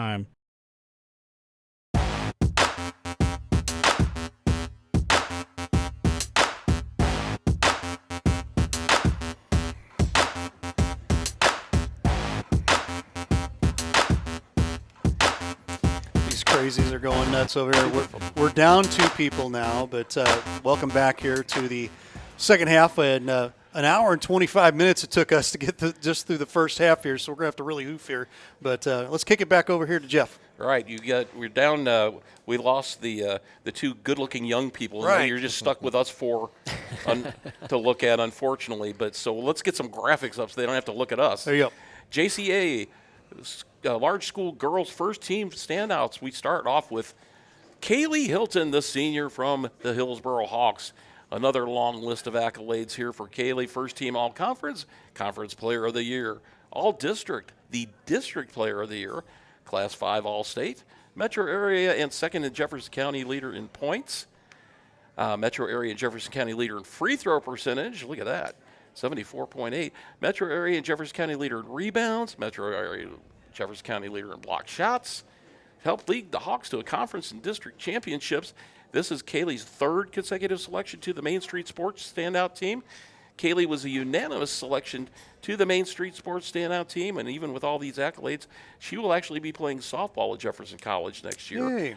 And we'll get to continue to see her. Ray, talk about Kaylee a little bit. Well, I'm going to tell you, she's my favorite player this year. She really is. And we saw a lot of glimpses of her last year. And, you know, when I was like, who's this Kaylee Hilton gal, you know, last year. But just kind of, she was more of the rebounder last year and you know, just picking up the trash, so to speak. But this season, she took that to the next level and really helped the Hawks go deep. And, you know, unfortunately, they get the best season out of their entire existence for girls basketball. You know, they run into the buzzsaw of I believe it's John Burroughs, and they ended up being the state champs. So you lose to the state championships, you know, that's not too bad. So, Scotty. Oh, I'm going to do it. Say the line. Hiltonsboro. Hiltonsboro. All right. Got to see Ashley play for Coach Hubbard this year. Got to see us several times. It was so much fun, and it was just this whole team was electric. But she was the pillar. I mean, she was everything that the whole solar system of, you know, Hillsboro revolved around, and it was just so much fun. She could do anything. She could shoot threes. She could rebound. She could shoot free throws. Whole package. You want to talk about a 1-2 punch for, you know, we had Nate Breeze and Caleb Weiler. I mean, pretty much all these schools that we've covered so far, they've got some form of a 1-2 punch. Look no further than good old Hiltonsboro for the ultimate 1-2 punch. No matter what stats, what, you know, superlatives you want to give these girls, they've just been absolutely dominant. The thing that stands out to me about Kaylee is intellect, brains. Here again, one of the smartest players on the court, knowing where she needs to be and what she needs to do at all times, given the situation in the game, given where her teammates are. That's what really, just the all-around package.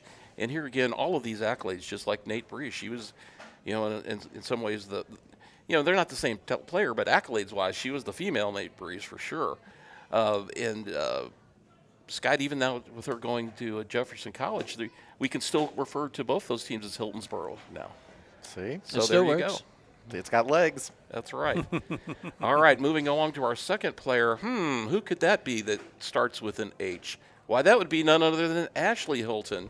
As you see here, Ashley's actually pictured on the left. That's Brian. B cap Very, there on very the right. easily yeah. confused with. Yeah, we just Brian wanted to make Kaplinger. sure that people weren't confused there, Mr. Kaplinger. He's just there so he doesn't get fined. Yeah, Ashley Hilton, the sophomore, the 1-2 punch of the Hiltonsboro. First team all-conference, all-district metro area leader in points with 17.4 a game. Metro area and Jefferson County leader in free throw percentage, 74.8. Notice all these players, guys, have great free throw percentages. Helped lead the Hawks to conference and district championship. This is Ashley's 2nd consecutive selection to the Main Street Sports Standout Team, and she was a unanimous selection, Mr. Ray. Well, yeah. Hiltonsboro Part 2.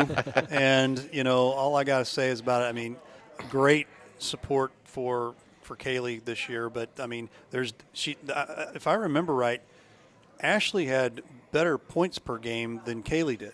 Is that correct? It was close. It was very, very close. And although there were like 1-2, in the area here, but also in the metro area. So, I mean, you're talking, to have that Coach Andrew Hubbard, holy cow, to have that double Cadillac, there was, I'm sure, just an amazing time this year. And, you see how deep they went because of it. So, Kaylee had 14 points something per game, and Ashley 17 points something. Oh, okay, so there you go. And, I mean, what can you say? I mean, she kind of quietly did that too. I mean, Kaylee was doing all the banging, and she was just sitting there, okay, I'm just going to put up my 15, 16, 18 points, whatever. So great job there, Kaylee, or Ashley. Ashley, we forget she's only a sophomore. Right. So obviously, kind of like the whole Annabelle and Kat situation, Exactly. she's going to kind of step into that role next year. And Coach Hubbard, I've known him for years. Great He's softball watching, by guy. the way. Coach, but he had a great coaching job, and obviously he got the most out of his players, and he put them in a position. And they're young people. I mean, they're not finished athletes. These aren't professional athletes. Mm-hmm. They're going to have their off nights. And obviously, I said she's the younger. She's a sophomore, so I mean she's still got a lot of untapped potential, which I'm sure he'll get to. Ashley just needed to lead the team in something because she wasn't going to let her older sister just have all the awards, right? So Ray kind of stole the words out of my mouth earlier again. Another Sorry. high thief right there. I'm a thief. But yeah, they were pretty close in average point per game, and then Ashley kind of in the second half of the season ended up taking over that spot there, and yeah, just again, perfect 1-2 punch for the season for the Hawks this year. Right. It'll be fun watching Ashley now in the future without her sister there. Obviously, she benefited from her sister's skills on this court with her own game, but now she'll branch out and be her own player and become one of the leaders on that team. So I'm very excited to see what Ashley can do for the Hawks next season. Next on our list, Adriana Mancuso, the senior from the Windsor Owls, our first Windsor product being represented here tonight. An all-conference honorable mention. She led the Owls in scoring. She led the Owls in steals. She led the Owls in offensive rebounds, which I think is very important. Mm-hmm. This is Adriana's first selection to the Main Street Sports Standout team, and she was a unanimous selection to our Standouts team. Ray? Yeah, Adriana Mancuso, we took a look at her early on, a couple of games real early in the season. If I remember right, they were we took the trek up to DeBerg, and man, just really had a high bar for her. She didn't have a great game that game, but then the next game she come back and absolutely tore it up. So it's no surprise that she's been leading the Owls for in just about everything this season, and just continues to bring that Owl pride there to Windsor.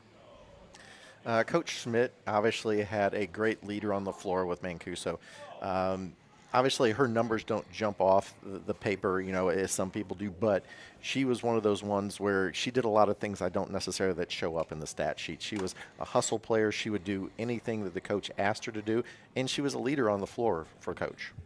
You mentioned numbers that don't necessarily jump off the page. Well, she did a lot of jumping, getting a bunch of offensive rebounds with 61. So you want to talk about great second effort and just determination, tenacity to get those missed shots to put them back up. Yeah, she's definitely the standout for the Owls this year, and I'd be intrigued to see if she's got any plans to play ball further after she graduates this year. And she's another multi-sport athlete. I'm very happy that she made our list, guys, because she didn't have gaudy numbers, gaudy stats, but she's the player, and Brian and I talked about this at our last show of yours, Scott, that we enjoy watching away from the ball and what she does out there. And it was really interesting to watch her away from the ball, both from a defensive end and an offensive end, and what she brought to the table for Coach Schmidt. So congratulations to Adriana Mancuso. Moving right along, our next senior, Brooklyn Mall from the Perryville Pirates. Brooklyn Mall, first team all-conference, all-district player. She was area leader in scoring with 16.9 per game. Metro area leader in steals, 1,000 points career scorer for her career at Perryville, what I found interesting also, she's an all-conference goalie in soccer with that big reach. How about that? All right. And her third consecutive selection to the Main Street sports team. Now, I know you guys didn't really get to see Brooklyn play a lot this year. I got to see her on tape quite a bit. Yeah. And I've seen her in the past, and I'm really happy that she made the team. So I'll just go ahead and talk about her. You do it. Long and lean, another player kind of in the Blankenship mold as far as her height and build and everything and what she can do. Another player that can go outside, inside game either way.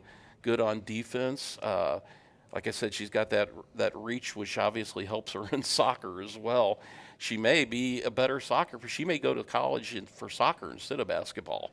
And well, we've seen her play now for this, her third consecutive team selection. Now 3 out of her 4 years in basketball. So a great player down there for for the Pirates. So let me say something here real quick. I want to say thanks so much to the parents that were able to give us stats at times. We had a really hard time getting stats from down there. Perryville, St. Vincent's kind of the same thing. So, we just want to give a good kudos to those folks, and thank you for continuing to text me and message me and things like that. So we appreciate that. Jason and Justin Dreyer down Yep, there too, yep. the AD and the coach down there as well. So moving along, our next player, Alyssa Rock, the junior from DeSoto, makes our list. Another player that doesn't have maybe gaudy numbers, second team all-conference player, metro area leader in three-point shooting. She led the Dragons in scoring and in three-point shooting. She led the Dragons in steals, and this was her first selection to the team. Mr. Ray. Alyssa Rock, I'll tell you what, one of the things that just brings to my mind is just solid. I mean, she continuously brought solid numbers every game. DeSoto didn't have an amazing season this year, but with that being said, her points and her the numbers that she continued to put together there for the DeSoto Dragons were continuously solid. So I mean, it was a great thing to maybe kind of lean on there if you're Coach Rawls and the ability to kind of let her be the leader there for the Dragons. Yeah, I didn't get a lot of exposure to DeSoto on the girls program this year, but anytime you lead your team in points and also you're a threat from the perimeter, I mean, that's just going to give your team that much more of an option, because if you're all, interior, I mean, it's harder to, obviously, stretch the defense. And she's not scared to get involved on defense too, getting almost 3 steals a game. So good stealing the ball and can shoot the three. Pretty flashy player, at least is very fun to watch for sure. And another one of these players, guys, didn't throw up gaudy numbers, but very fun to watch away from the ball as well, and what she did on the floor, what she brought to the DeSoto Dragons. So moving along now to our large school girls second team standouts, and we start off with Olivia Madden, the sophomore from the Festus Tigers.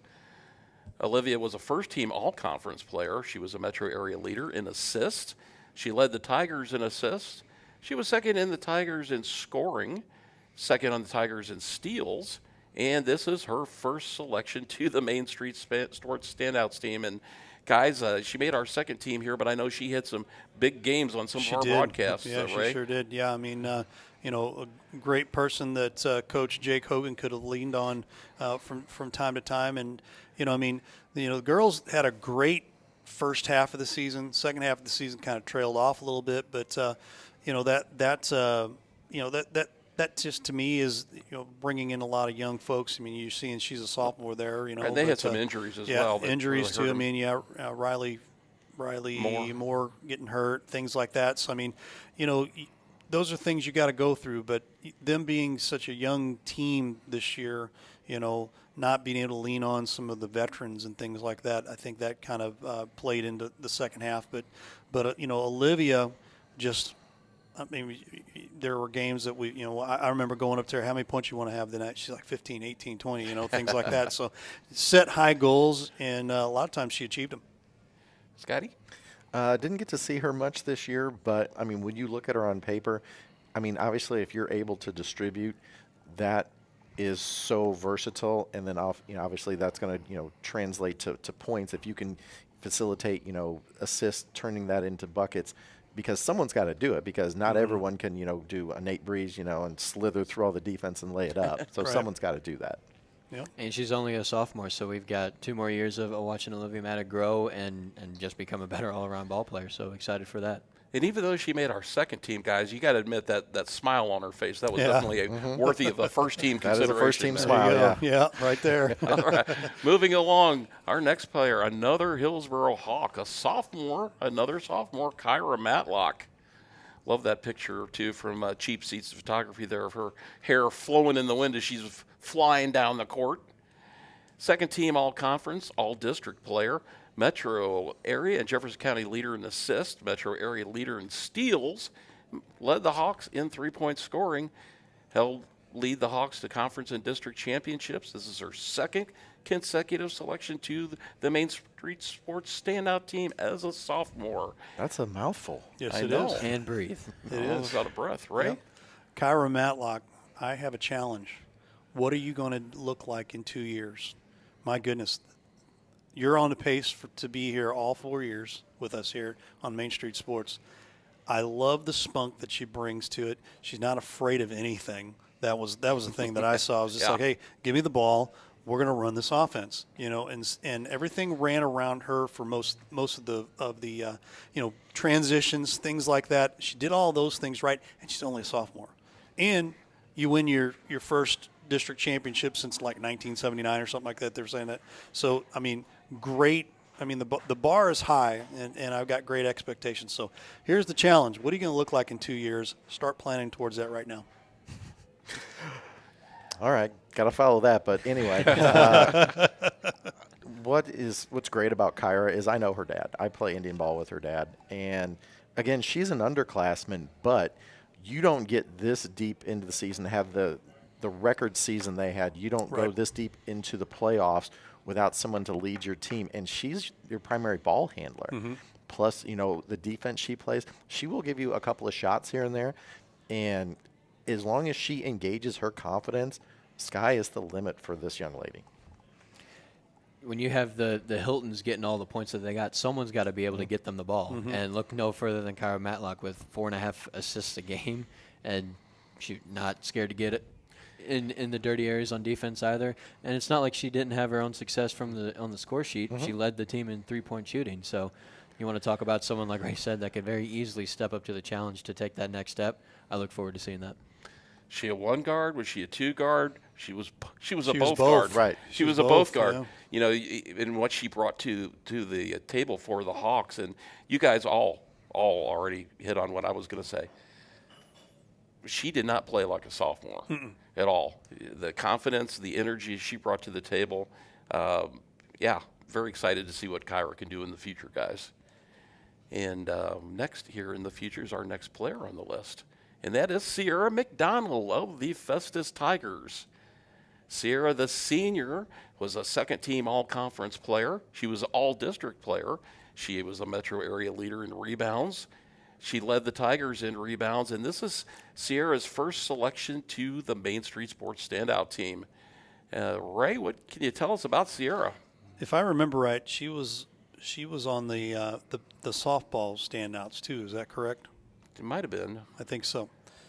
The thing that I'm keeping an eye on, and I'll throw this up here again. Sierra McDonald, 8.56 rebounds a game. I mean, you don't do that just willy-nilly. So I mean, she's one of those role players that has got to be that person to get that rebound for the Festus Tigers. So I mean, that was just I feel like that was the main thing. Hey, get the rebound, and we're back in business. So great job there, Sierra McDonald.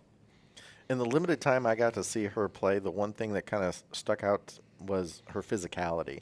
Some players, tend to be a little more finesse. They kind of float to, the outside. They don't want the contact. She didn't shy away from it, and her rebounding numbers show that. Yeah, you always need at least one player in your team if you're going to look to be a successful one, is to have that one person that's going to not be scared to get down and gritty and dirty. And Sierra McDonald, number one example. Take an elbow to the mush here and there.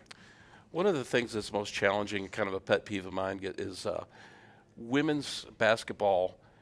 Girls that are and bigger. And when I mean bigger, I mean frame-wise. I'm not saying anything else, untoward or unflattering about Sierra, but that physicality. A lot of the bigger girls are more timid because of their size. She was not. She was the opposite. She used her physicality and her size to her advantage. And another player that I really enjoyed watching away from the ball that contributed to her team in so many ways other than just the stat sheet, fellas.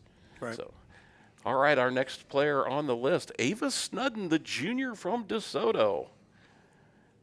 Metro area leader in block shots. She led the Dragon in block shots. She led the Dragons in rebounds. And this is her first selection to the Main Street Sports Standout team. Raymond. Yeah, I would say that Ava Snudden, a lot like Sierra McDonald, kind of that same, carbon copy there of, being the rebound chick, so to speak. And hey, this is my role. My job is to get in there and get those rebounds, and then we're back in business. So, basically just that same carbon copy there, Scotty. Yeah, Ava, I didn't really get to see much of her, but you kind of need that person, that player down in the blocks who can kind of, alter a game defensively, because, she's probably the poster child for, block shots, rebounds. Once you get in the paint, that's where a lot of the action is going to take place, and she can change a game. Yeah, and she's not scared to embarrass anyone from her opponent when it comes to blocking shots and rejecting some of those shots. Led the area. Dikembe finger. That's right. It's interesting, guys, as our list goes on, I'm seeing recurring themes in what we really value when we're watching games and in our roles. And it might be different from others, where we're not just looking at the stat sheet. And she is another one of these players that we're talking a lot about rebounds tonight and a lot about free throw percentage. So moving right along. Next on our list, the junior, Sarah Weiberg of the Windsor Owls, second team all-conference player, metro area leader in steals, led the Owls in steals, led the Owls in three-point scoring, and led the Owls in rebounds. She led the Owls in assists. This is Sarah's first selection to the Main Street Sports Standout team. She kind of did it all for Coach Schmidt, Ray. Yeah, that again, kind of that Swiss Army knife, so to speak, basically doing what she's been asked to do. Great role player, and being able to, just not have any problems doing it. Some kids, they have issues like that. It's like, okay, you're wanting me to do something that I'm not used to, or I'm not, maybe even comfortable with. She's one of those persons. Hey, I'll bring it in with open arms. And Sarah kind of, for me, embodies kind of that Riley Capozzo factor. Speed, steals, every once in a while pop out, shoot a three here and there, and it's just, that's exciting to watch. I knew we couldn't get through a basketball show without a Riley Capozzo reference. And you never will. President of the Riley Capozzo fan club right here. That's right. We talked about Mancuso and sort of the things that didn't show up on the numbers or any of the stats, and that's why she ended up making our list. Well, it's kind of hard to do the same with Sarah Weiberg and not have her on the list because of all the numbers that she has. Obviously she's got the off the ball, intelligence and everything like that. But shoot, whenever you lead the team in steals, right, 3-point scoring, the list goes on. It's kind of hard not to put her on the list. So very much a great season for Weiberg, and excited to see what her senior year has in store for her. Exactly. One more year to go for her. All right, guys, that takes us through our large school ladies. Let's head over, but before we do, let's talk about our MVP in the large school girls, and that is none other than half of the Hiltonsboro, Miss Kaylee Hilton, the well senior. done. Earlier in the week, Ray had a chance to catch up with Kaylee because she couldn't be here tonight, so we'll play that for you now. Hey, Ray Halbrook here with Kaylee Hilton from Hillsboro High School, our Main Street Sports Standouts JCAA Large School Girls Player of the Year. She couldn't make it with us tonight, but we're going to interview her from afar here from out at the house. So how you doing, Kaylee? I'm good. How about you? Great. Congratulations on this. I know it was you've been such a dominant player all season long, and take us through a little bit of the extremely successful season for the Lady Hawks this year. District champs get to sectionals, and you run into the state champs basically. But take us through the regular season. Yeah, I feel like we had a really good season, especially winning districts since we haven't done that since 1979. But I feel like it was a great team effort. Like Ashley, she did great scoring. Kyra, she's an amazing point guard. She's has good handles. Bailey knocking down threes. Maddie had good defense. Chloe getting some assists, rebounds, and Kaylee really good defense to come in. Absolutely. As a senior, how did you define your role on this team this season from position and leadership aspects? Well, I feel like I'm not very vocal, so I see myself more as like a quiet leader and like leading by like example. It's great. It's great, and very much so, and I can totally see that. Looking back on your high school basketball career, are you satisfied with your accomplishments, and what will you miss the most? Yeah, I'm very satisfied, especially with the districts again, because that was our goal, like since we were little, like knowing that we haven't done it for a while. And then especially it was big in summer, and then to start the season, that was our goal the whole year was winning districts. And so doing that, that felt really good. And then also getting 1,000 points and 1,000 rebounds, that was a pretty cool experience too. And I think I'm gonna miss my teammates the most, and just like all the memories, like the summer trips, dinners, bus ride, like stuff like that. I feel like I'm gonna miss the most. Yeah, I can get it. I get it. How old were you when you started playing basketball? So I was in fourth grade, so I was like 10 years old, and I started playing at the YMCA, and then like the year after, we like did a school group, and I've been playing with those girls since. It's been the same, the five seniors, Great. I think. Excellent. Excellent. Um, are there any collegiate or WNBA players you look up to or style of that your game after? Yeah, my favorite player is Caitlin Clark, and it's kind of funny because we have the same number too. Nice. Very, very cool. Very cool. Yeah, she's a pretty dominant player right now. Hot ticket to go see. Good person to pattern yourself after there. Talk about what it was like to be able to play varsity basketball with your sister. It was very cool. I really enjoyed it, especially since like we've been playing together forever, and it's not just my sister, but like the senior class and the sophomore class, we've been practicing together forever. So I feel like it kind of like you grow this like connection, and it can almost like make you play better together. It's great. Good stuff. Good stuff. Have you given any thought about playing basketball as well as softball, maybe even at our local place here, the Jefferson College Vikings? Yes, I have given it some thought, but I'm gonna play softball, and I'm just gonna leave it there for now. All right, it's undecided. That's all right. Nothing wrong with that. You got a little bit of time. I like that. I like that. Um, did you have any other offers to play college basketball, or did the coaches know you had your heart set on softball? Yeah, I never really like went out there and like tried to like get recruited and stuff because like ever since I was little, I have had the dream of playing college softball. Great. Awesome. Awesome. Is there anyone you would like to give a shout out to for assisting and supporting you in your basketball career?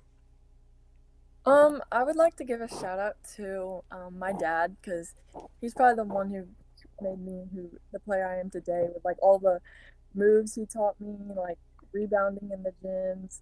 And I even remember when I was little, he would always make the teams unfair and then just tell me that it would make me a better player. So I feel like that helped. And then also Ollie Matlock and Coach Hubbard, they're very good coaches, and I want to thank them too for who I am as a basketball Excellent. player.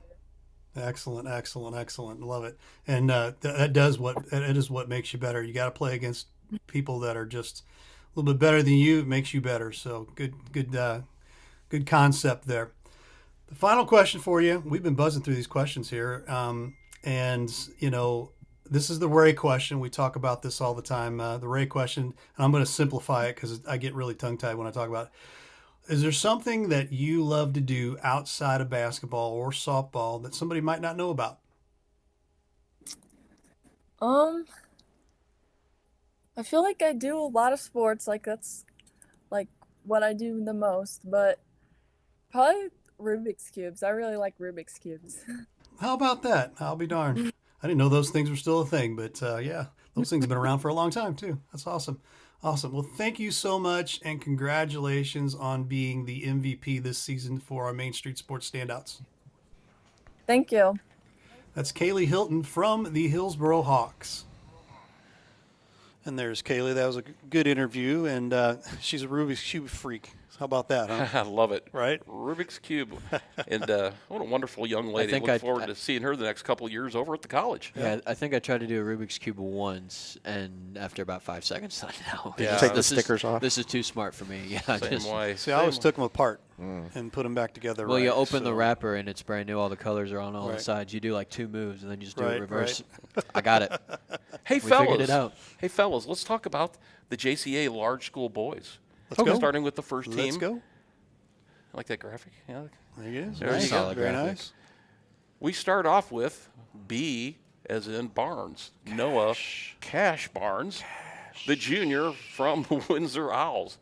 And Noah might, in his picture, he might have the best hair of all of the first team hair. We'll give him that. Quaff.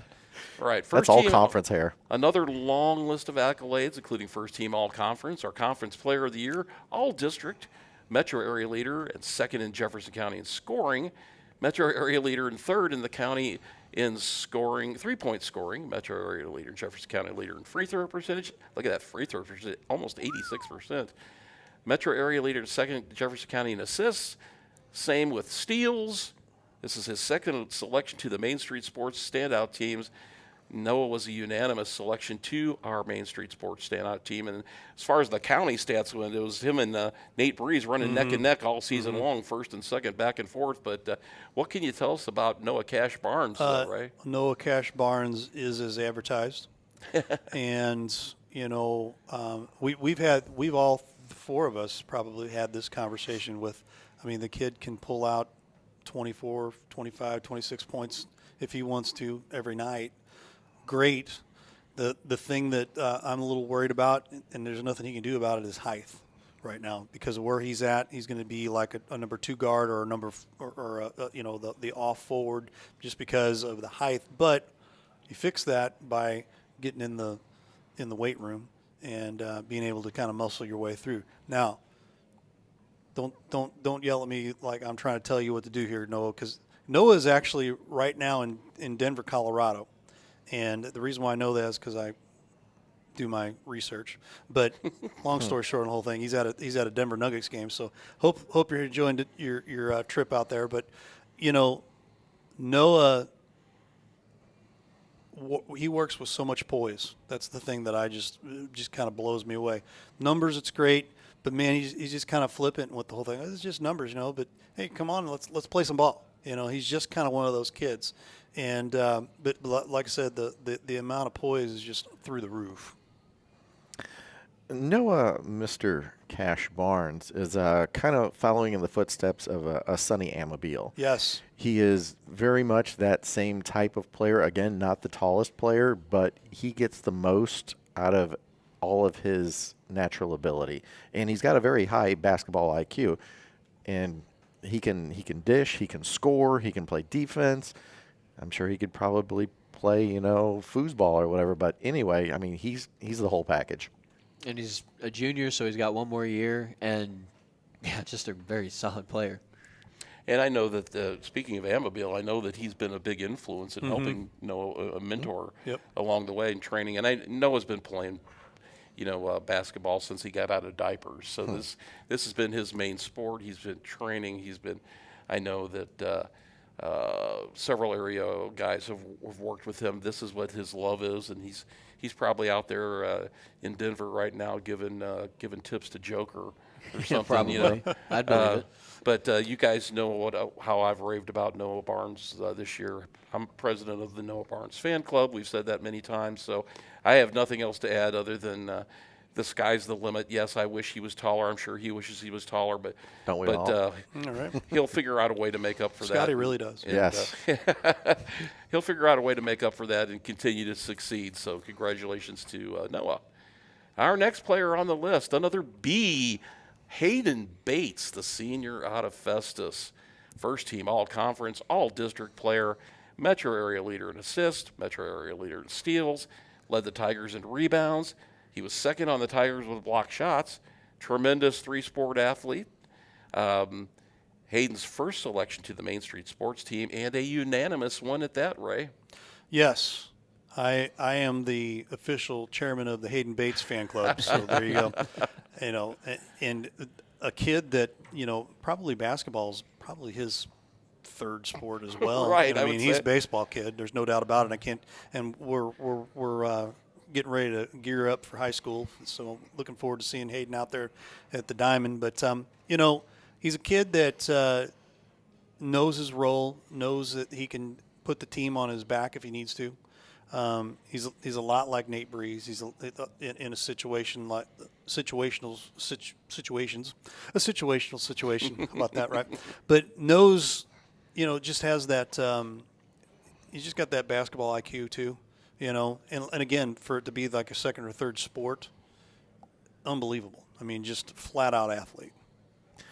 I mean, obviously, Pete Rose is known as Charlie Hustle in baseball, but Yeah. I think in basketball, Hayden Bates would be the Charlie Hustle of high school basketball. The Hayden Hustle. Yes. Hayden Hustle.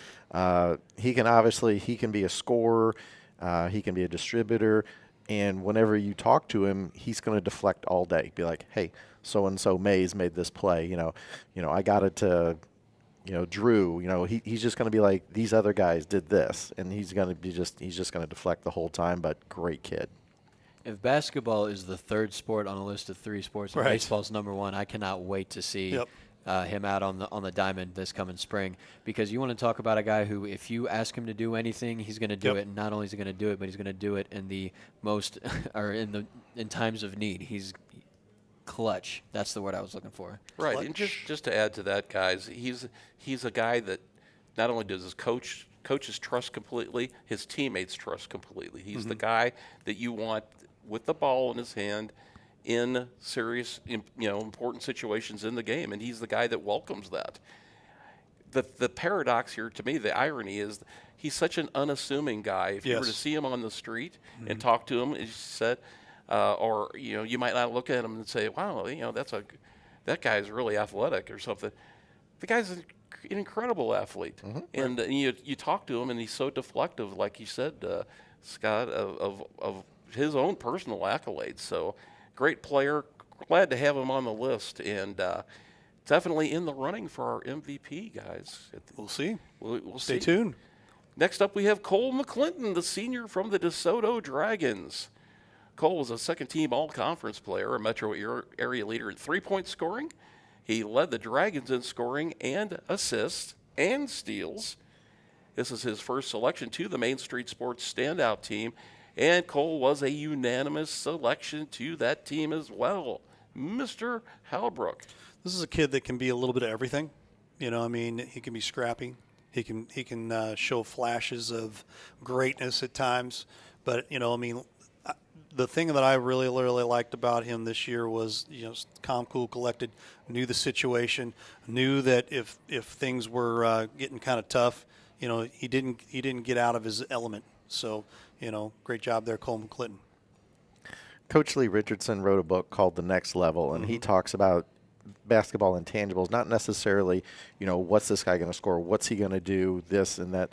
He talks about a good teammate, and on paper and, from when you talk to other people, Cole McClinton comes across as that good teammate.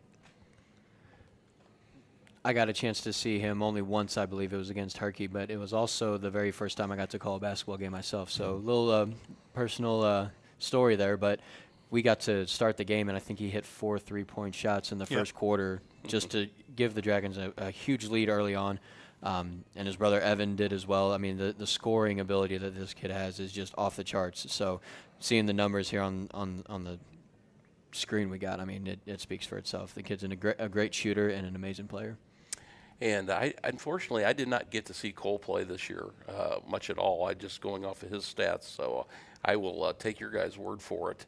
And congratulations to Cole for making our team here. Moving on to our next first team member, we have the big man in Hillsboro, Mr. Greg Robinson. And the junior at Hillsboro, first team all-conference, all-district player, metro area and Jefferson County leader in rebounds, 10 per game.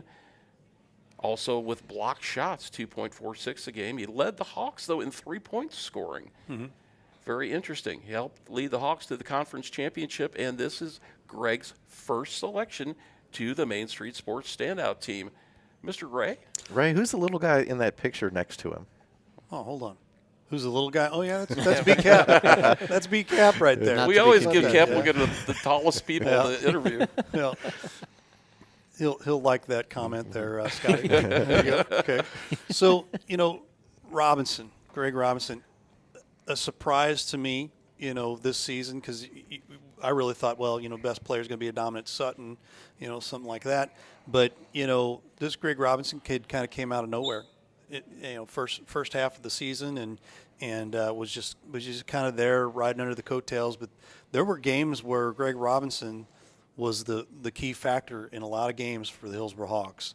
And, him being a junior, can't wait to see him next year.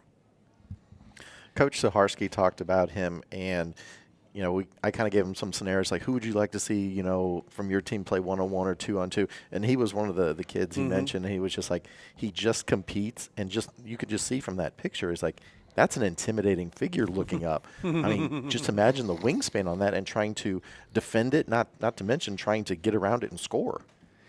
Intimidating's got to be the best word for him because not only did he average 10 rebounds a game, so there's games where he had a whole lot more. I mean, 2.5 block shots a game. I mean, you want to talk about trying to drive down the paint and get a free layup? I do not think so.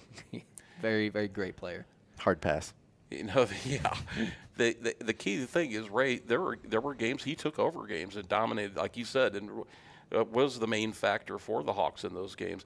Think with looking at Greg, I think my first thought would looking at his stats and look at what he can do on kind of a Dirk Nowitzki type of guy. He can play inside, he can play outside. You're going to take away that, you're going to double, triple team him in the middle. I'm just going to go out here and pop a 3-point shot.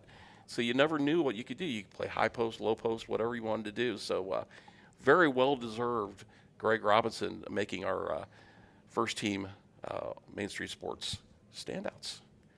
Our next player on the list, speaking of Hillsborough Hawks, Dom Sutton, the senior from the Hawks.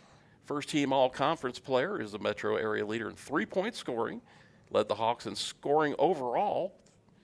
He was helped the Hawks to that conference championship. This is Dominic's second selection to the Main Street Sports Standout team and a unanimous selection to the Standout team as well, Ray.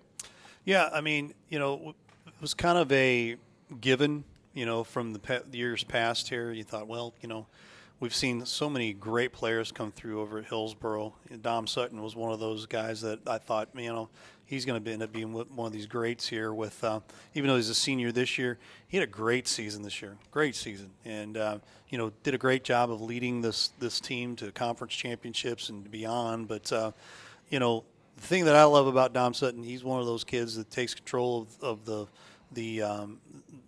situation. And when rubber meets the road, he makes the right decisions. And decision-making is everything in basketball. Yeah, Coach Saharsky had a lot of positive things to say about Dom. And basically he was like one of the leaders he looked to. And you kind of talked about some of these other players, like when the game's on the line, who you want to have the ball, they wanted him to have the ball. Yep. Dominic Sutton and Greg Robinson, almost like a Shaq and Kobe 1-2. I mean, you got Robinson who's going to get all the rebounds and block the shots, but who's going to score all the points? Dominic Sutton.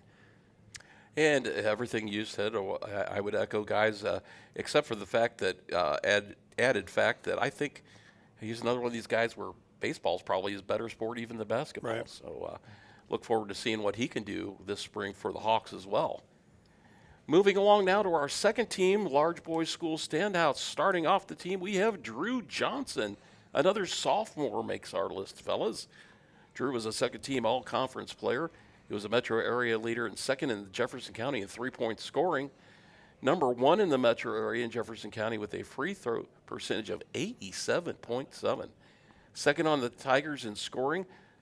Second on the Tigers in assists, and this is Drew's first selection to the Main Street Sports Standout team. Drew Johnson, a sophomore. My goodness. And to have that kind of free throw percentage, was it, you said 84% or something like that? 87. 87%, unbelievable. that was the thing that I remembered the most out of all the games we covered with him.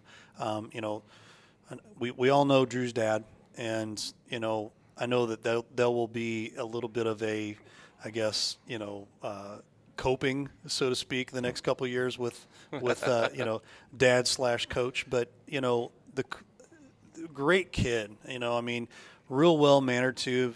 I've only talked to him a couple of times, but you know, the amount of you know, smarts. You know, and I'm wondering where he gets that from. But you know, Drew this year, he learned a lot, but he also gained a lot of experience also. So can't wait to see the next 2 years here. Festus Tigers were kind of loaded this year, you know, with the senior leadership they had. But again, you talk about it, Drew's a sophomore. Right. And the amount of talent and the natural shooter that he displayed this year was so much fun to watch. And again, you know, we kind of talk about, well, you know, you kind of gravitate towards this certain thing or this certain thing. But he was just, I mean, he made it look effortless at times. Yeah, and you mentioned the seniors that they got on the team. Obviously, going into next season, there's going to be a few questions surrounding how the team's going to look and what's going to happen. But when you look at the numbers that Drew Johnson was able to put up as a sophomore, you kind of expect that he's going to be able to take that next step. I mean, he's done it before already as a sophomore, so probably going to take over that team next year. He'll have a little bit of a void to step into. Exactly, so yeah. but I think he's going to be up for the challenge for sure. Yeah, I've seen Drew play ever since probably middle school, on and off in big situations. I've seen him play outside on the blacktop, and just the consummate player. That the upside on him is so huge. As we said, only a sophomore, but a sophomore that does so many little things right on the court. That probably stood out to me more than anything else. And another one of these kids that didn't play like a sophomore. So congratulations to Drew for making our list. Next up, we have Aiden Mitchell, the junior from the DeSoto Dragons. Aiden was a second-team all-conference player, his second in Dragons in scoring, second on the Dragons in rebounds as well. And this is Aiden's first selection to the Main Street Sports Standout team, Ray.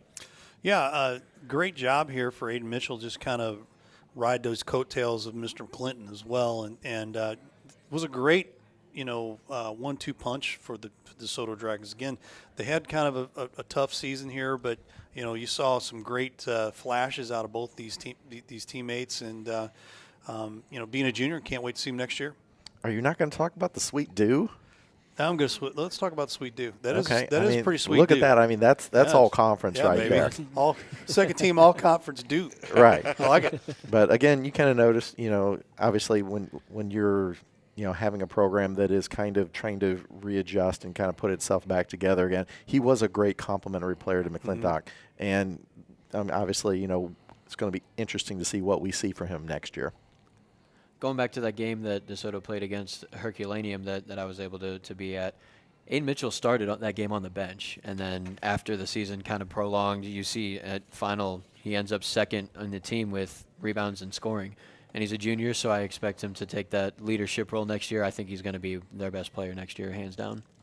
You know, it was an interesting season for DeSoto that they had some really nice pieces there, and they just had a tough season overall. And if they can, they're really close to putting it all together and having a pretty successful run, in my opinion. But and Aiden will certainly be a big part of that next year for the Dragons. All right, our next player. My name is Luca. I play at Hillsboro, and I'm a senior. Second team all-conference player, led the Hawks in assists, second on the Hawks in scoring, second on the Hawks in rebounds, second on the Hawks in steals. Helped lead the Hawks to a conference championship. His second selection to the Main Street Sports team, and guys, I'll just say this. He definitely showed up and showed out every time we had the Hillsboro on the air. Yeah, saw his name a lot, called his name a lot, and you know, he is that kind of role player that is one of those you know, Swiss Army knife guys too, where you know, Coach Saharsky's got to tell him, hey, tonight we're going to do this, tomorrow we're going to do this, you know, but he plans accordingly, and you know, doesn't have a problem with adjusting on the fly. So great job there, Luca Poole. So he's kind of like the third leg of the triad. He is. And like you said, it's like normally he's got a role, but some nights, it's like, hey, he does get, kind of twisted, that Rubik's Cube, and like, boom, he's the side that you're looking at right now, and he'll step up, and he's one of those players that just rises to the occasion. Luca Poole from Hillsborough, not to be confused with Brian Kaplinger again on the picture and the slide that we have up there. Exactly. Just want to really push the point home that We Brian miss you, Kaplinger B-Cap. is not a part of the Hillsborough team. We do. But yeah, I could echo exactly what Scott said. I mean, he's just a solid player, great for that chemistry and for that team. Very big part of that Hillsborough Hawks team this year. We've talked about it already. When called upon, rose to the occasion. Mm-hmm. That's probably my favorite way to look at it there. Next up, we have Carter Roth, another member of the all-team hair team here. Nice. Carter Roth, the senior, there with Mr. Matt Bates. You know that look right there is like, dude, can you get over this hair right here? That is awesome. Matt's probably looking at the cameras thinking, I wish I had hair like that. Miss you, Matt. Second team all-conference, metro area and Jefferson County leader in three-point scoring. Led the Tigers in three-point scoring. He was the third leading scorer on the Tigers. And this is Carter's second selection to the Main Street Sports Standout team. Carter Roth, kind of the mad bomber for the Tigers, right? He is, and just solid, man. Just a solid kid. Can give you the points you need every night. Again, one of those guys that do what you call him to do, and great role player. I'm going to steal a little bit from Brooke from earlier. He's that spicy player. Spicy. Again, great three-point shooter, high hustle guy, plays with his heart on his sleeve, just, a high motor guy. You talked about Luca Poole being the perfect piece to that triangle for Hillsborough. Well, Carter Roth is the one that completes the triangle for Festus. I mean, he was third in scoring with almost 13 points a game, but he led the Tigers in three-point shooting. So, again, going back with Drew Johnson and Hayden Bates, Carter Roth is just that perfect three-man to maybe not necessarily be the three guy every night. He got his steps up when he is called upon and really made that Tigers team work this year. And just not afraid. Not afraid to shoot, not afraid to let it go and make a big impact. If he was on, get him the ball.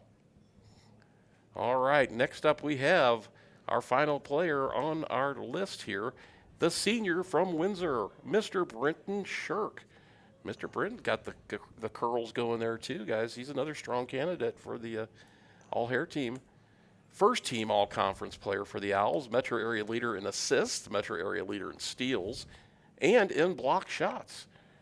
Second on the Owls in assists and second on the Owls in steals. And this is Britton's third consecutive selection to the Main Street Sports Standout team.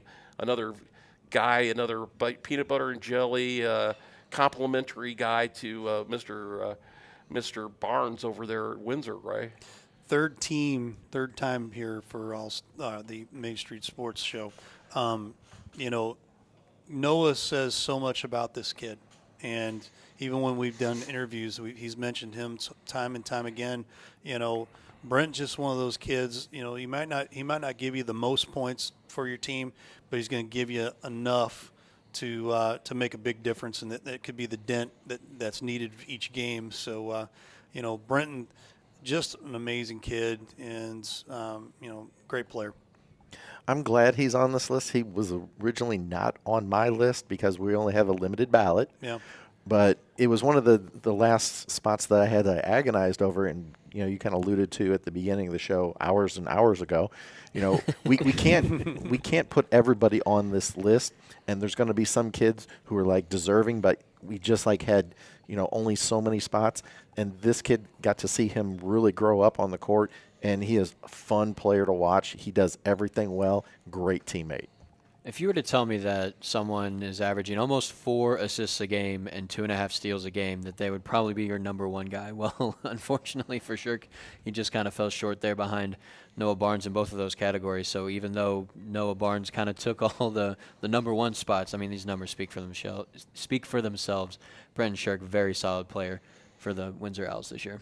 Absolutely, and he's always been that guy. He's always been on our list, on our radar, always around. Ray said it perfectly. The guy that he may not be your leader in the game, but he's right there, and he's giving you everything that you need in crucial situations. So Congratulations to Brendan Shirk.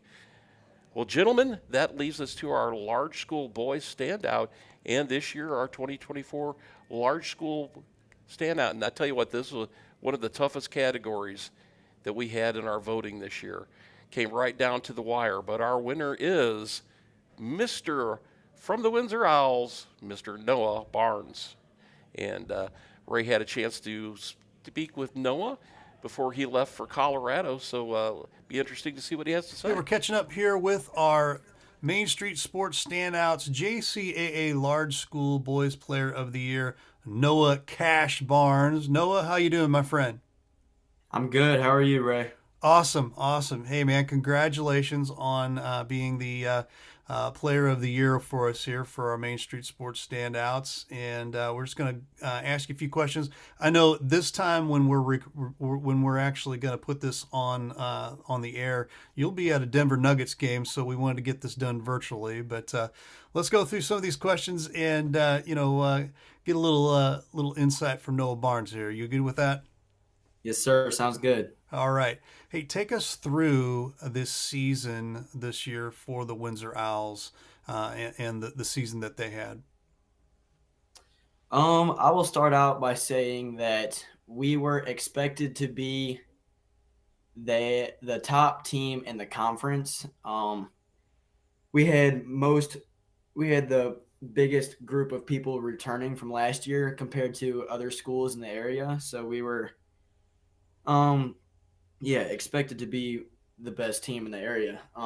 I will say that we knew that and understood that, and seems to me that we kind of got too over the top and above our heads, and egos got too high, and we went through that 1 week during the season where we lost to both Hillsborough and Festus, and I think that's what we really needed to get back into the groove of things and realize that, like, get our egos checked a little bit and just really show us, like, that we're not all of what we think we are, and we still got a lot more to prove.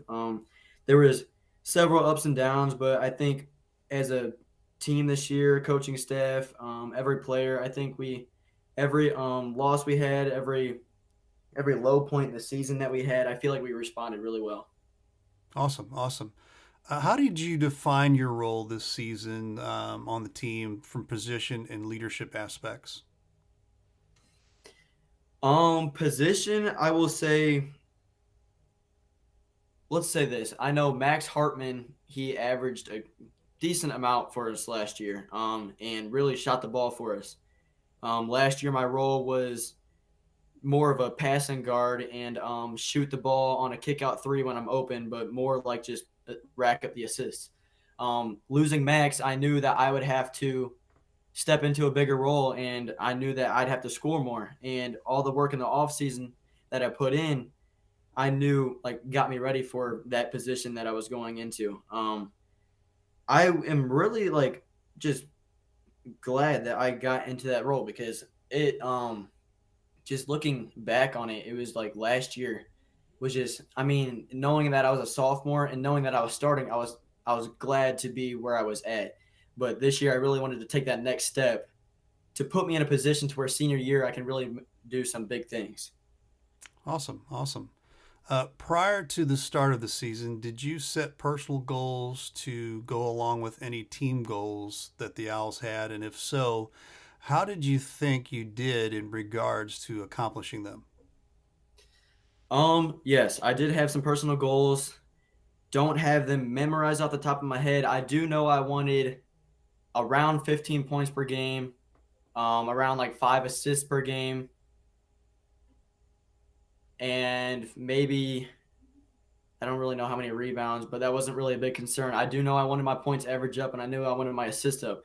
But at the end of the day, I wanted to try to do what we did last year and try to do it better, even though it's going to be very hard. 20-win season last year. I mean, to any team, is going to be tough to do again. So knowing that I was going into my junior year and all the workouts I was doing, all the work I was putting in, the role that I was going to have to step into with the seniors graduating, I did want to score more. I did want to assist more.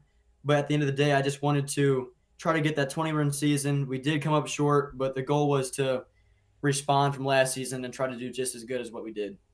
Great, great. You came close on some of those, so congratulations. Yeah, we How definitely should have old? got it. Yeah, how old were you when you started playing basketball? Inquiring minds want to know. Oh, let's see. Probably should ask my mom before that. I do have some pictures. I do have some pictures of me playing basketball in like church leagues and YMCA leagues and all that stuff. Probably around 3 to 5. Wow. Um, yeah, I did. My dad was high school coaches, college coaches, so I was kind of just like brought up in that. My mom played basketball too, so I was kind of just grew up with a ball in my hand, and it just felt natural. Awesome, awesome. Wow, that's a cool story. Are there any college or NBA players you look up to or style your game after? Um, I will say my favorite NBA player is John Morant, but when it comes to my game, obviously I'm not John Morant. So a closer guy that I would style my game around would be Darius Garland from the Cleveland Cavaliers or maybe Trey Young from the Atlanta Hawks. They both are shifty with the ball, have some good ball handling, and shoot the ball pretty well. Excellent, excellent. What kind of team do you think Windsor will have next season, and do you think your role will change any? I think, with AJ Patrick and Brenton Shirk leaving next year, I think we'll be more of the underdogs compared to, especially compared to Hillsborough. Hillsborough, I feel like they'll still have a pretty decent team. Yeah. And then having Coach Johnson down at Festus now, I know they will have a good team as well. I do think that losing Brenton and AJ will hurt us a lot, but I think we do have a younger team. I feel like me and Leighton will both step into way bigger roles, scoring the ball, and just being a leader for the team. The With the younger players, they have an idea of the roles they're going to be put into, but not exactly when, where, what to do on the Yeah. court when it comes to like IQ wise. And so that's where like I step in. I feel like I have a very good IQ for the game, know exactly what's going on most of the time. And I'm just really glad I have an opportunity to step up and lead them and show the younger players what it means and what they have to do to just be successful in the sport going into most of them are sophomores going into their junior year. So just to help them, be there for them, and just show them what it means and what you have to do to just succeed in their next 2 years at Windsor. Yeah, going to be an important role next year. Yeah, Do for you, sure. do you hope to continue to play basketball in college? And if so, what do you need to keep working on to get there? I do. I do have I've always had this dream of playing college basketball. And going as big as I can while knowing that I can play. I don't want to go somewhere that you're going to sit the bench, right? You want to play the Right. sport. I The biggest thing, and you may laugh at it, but everyone will know it's true. Gaining weight. Yeah. Oh, it's important. I'm Yes, not. I I don't mean, balk at yeah, that at all. That's so important. I get it. Totally. Totally. yeah. I Totally. feel like with weight, everything else will come with it. Right. Right now, I shoot the ball great, and I mean, there's always room for improvement. But shooting percentages were good this year. Ball handling. I could lower the turnovers, but as a point guard, I feel like that'll come, and you just kind of like gotta adjust differently each Right. game. Um, but yeah, gaining weight and just growing more, I feel like that will just come naturally, and I feel like that will even out everything else in my game. And I feel like just having fun with it and not stressing too much is the biggest thing. Right. Right. That's a good answer. It really is. Don't balk at that at all. I mean, it's hard for some kids to be able to just come to that reality. Like I got to put weight on in order to make myself better, and that is definitely a huge key. What For sure. do all of these postseason awards? You've gotten so many postseason awards this season and accolades. Throughout the season and stuff. What does that mean to you? Yes, I am grateful for everything, very blessed to be able to do what I did this season for our team and just for me personally. Um, I did know with Armad graduating that MVP of the conference or conference player of the year would be open. Yeah. And I had a feeling that it was either going to be me or Leighton from our team that was going to get it. So um, playing to get me and Leighton, I mean, always going at each other nonstop. We're scorers and just compete with each other like 24/7. While playing together, I mean, not going against each other, you don't want to compete to the point to where it's personal and then you're just like ball hogging and he's ball hogging and all that stuff. So I feel like we really understand each other, and he wanted that MVP too. But at the end of the day, we both understood whoever got it, and at the end of the day, we were going to be happy for the other person, and it was just wanting to win and just win conference, and we came up short. But it was just, yeah, I'm just blessed for everything, and I'm grateful for all my teammates and coaches that have helped me, and I'm just really glad where I'm sitting right now going into my senior year. Awesome. Awesome. We kind of gave a little bit of a shout out there, so we're going to jump to my question here, the Ray question. Inquiring minds want to know, what does Noah Cash Barnes do outside of basketball that maybe somebody might not know about? Maybe even your your closest friends. It could be some sort of secret hobby or whatever. But what's something you like to do that maybe not a lot of folks know about? Let's see. I do some other things other than basketball, even though basketball is a lot of what I do. I play basketball a lot, and normally when I'm not playing basketball, I'm watching basketball. I'm just trying to like figure out what I can do to improve my game. But in the small time that I am not playing basketball or watching basketball, I am hanging out with friends, spending time with family, just being a goofy kid. I like just listening to music, messing around with my brother. My mom will catch me every once in a while just dancing and doing some stupid stuff, and then she'll post it on Facebook. And so, it's just everyone gets so caught up in seeing what happens on the court and forget to see people's lives off the court. So, yeah, I do pride myself with being close to friends and family for sure. Good. Awesome. Good stuff. Well, man, we appreciate the time. And congratulations again on being the large school player of the year for Main Street Sports Standouts.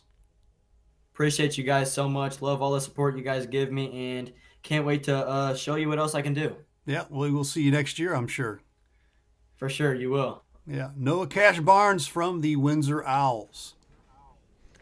And there's Noah there, and as we bring back here, I tell you, he's a natural as far as the the wonderful interview that he just gave right there, right? Good interview. Good to hear about the young man and get to see his personality off the court, fellas. Yeah. Well, gentlemen, we're going to wrap things up now, kind of go over what we did tonight. So soon, I know. Remember, folks, you don't have to sit through this whole thing. You can go back and watch it piece by piece. That's the right. beauty of the internet. Right. You can cut out all my parts and just listen to Scott and Drake. That's okay. So in summary, in conclusion, as we say, Scotty, our Main Street Sports JCA standout MVPs for the season were as follows.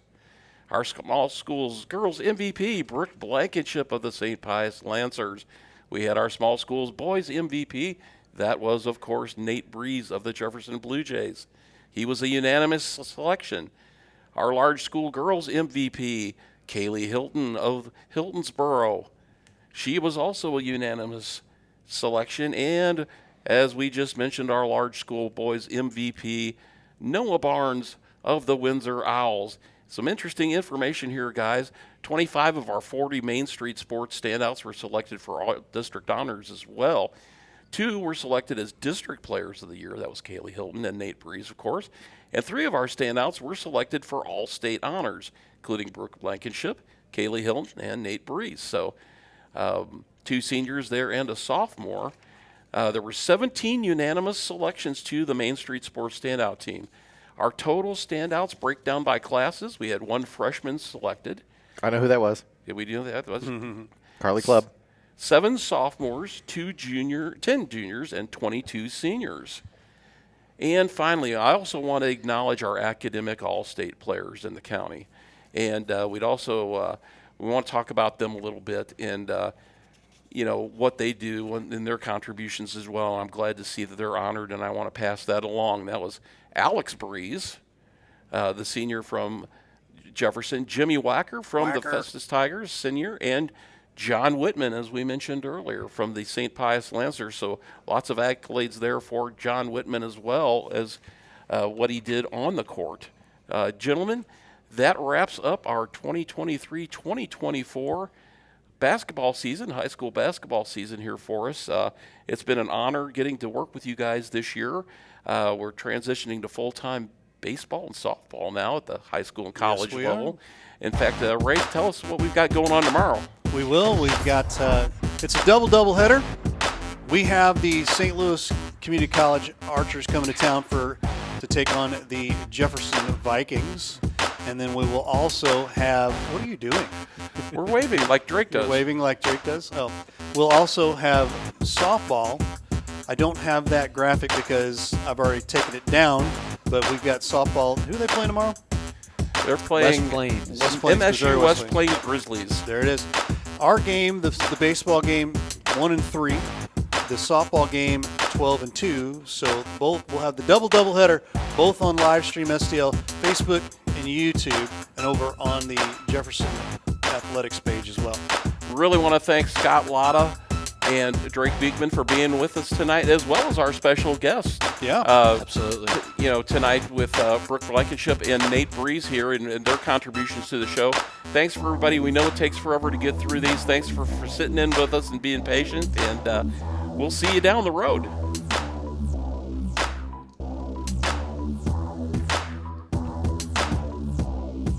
Thanks for watching today's broadcast. Any unauthorized use of this broadcast without the express written consent of Livestream STL is strictly prohibited.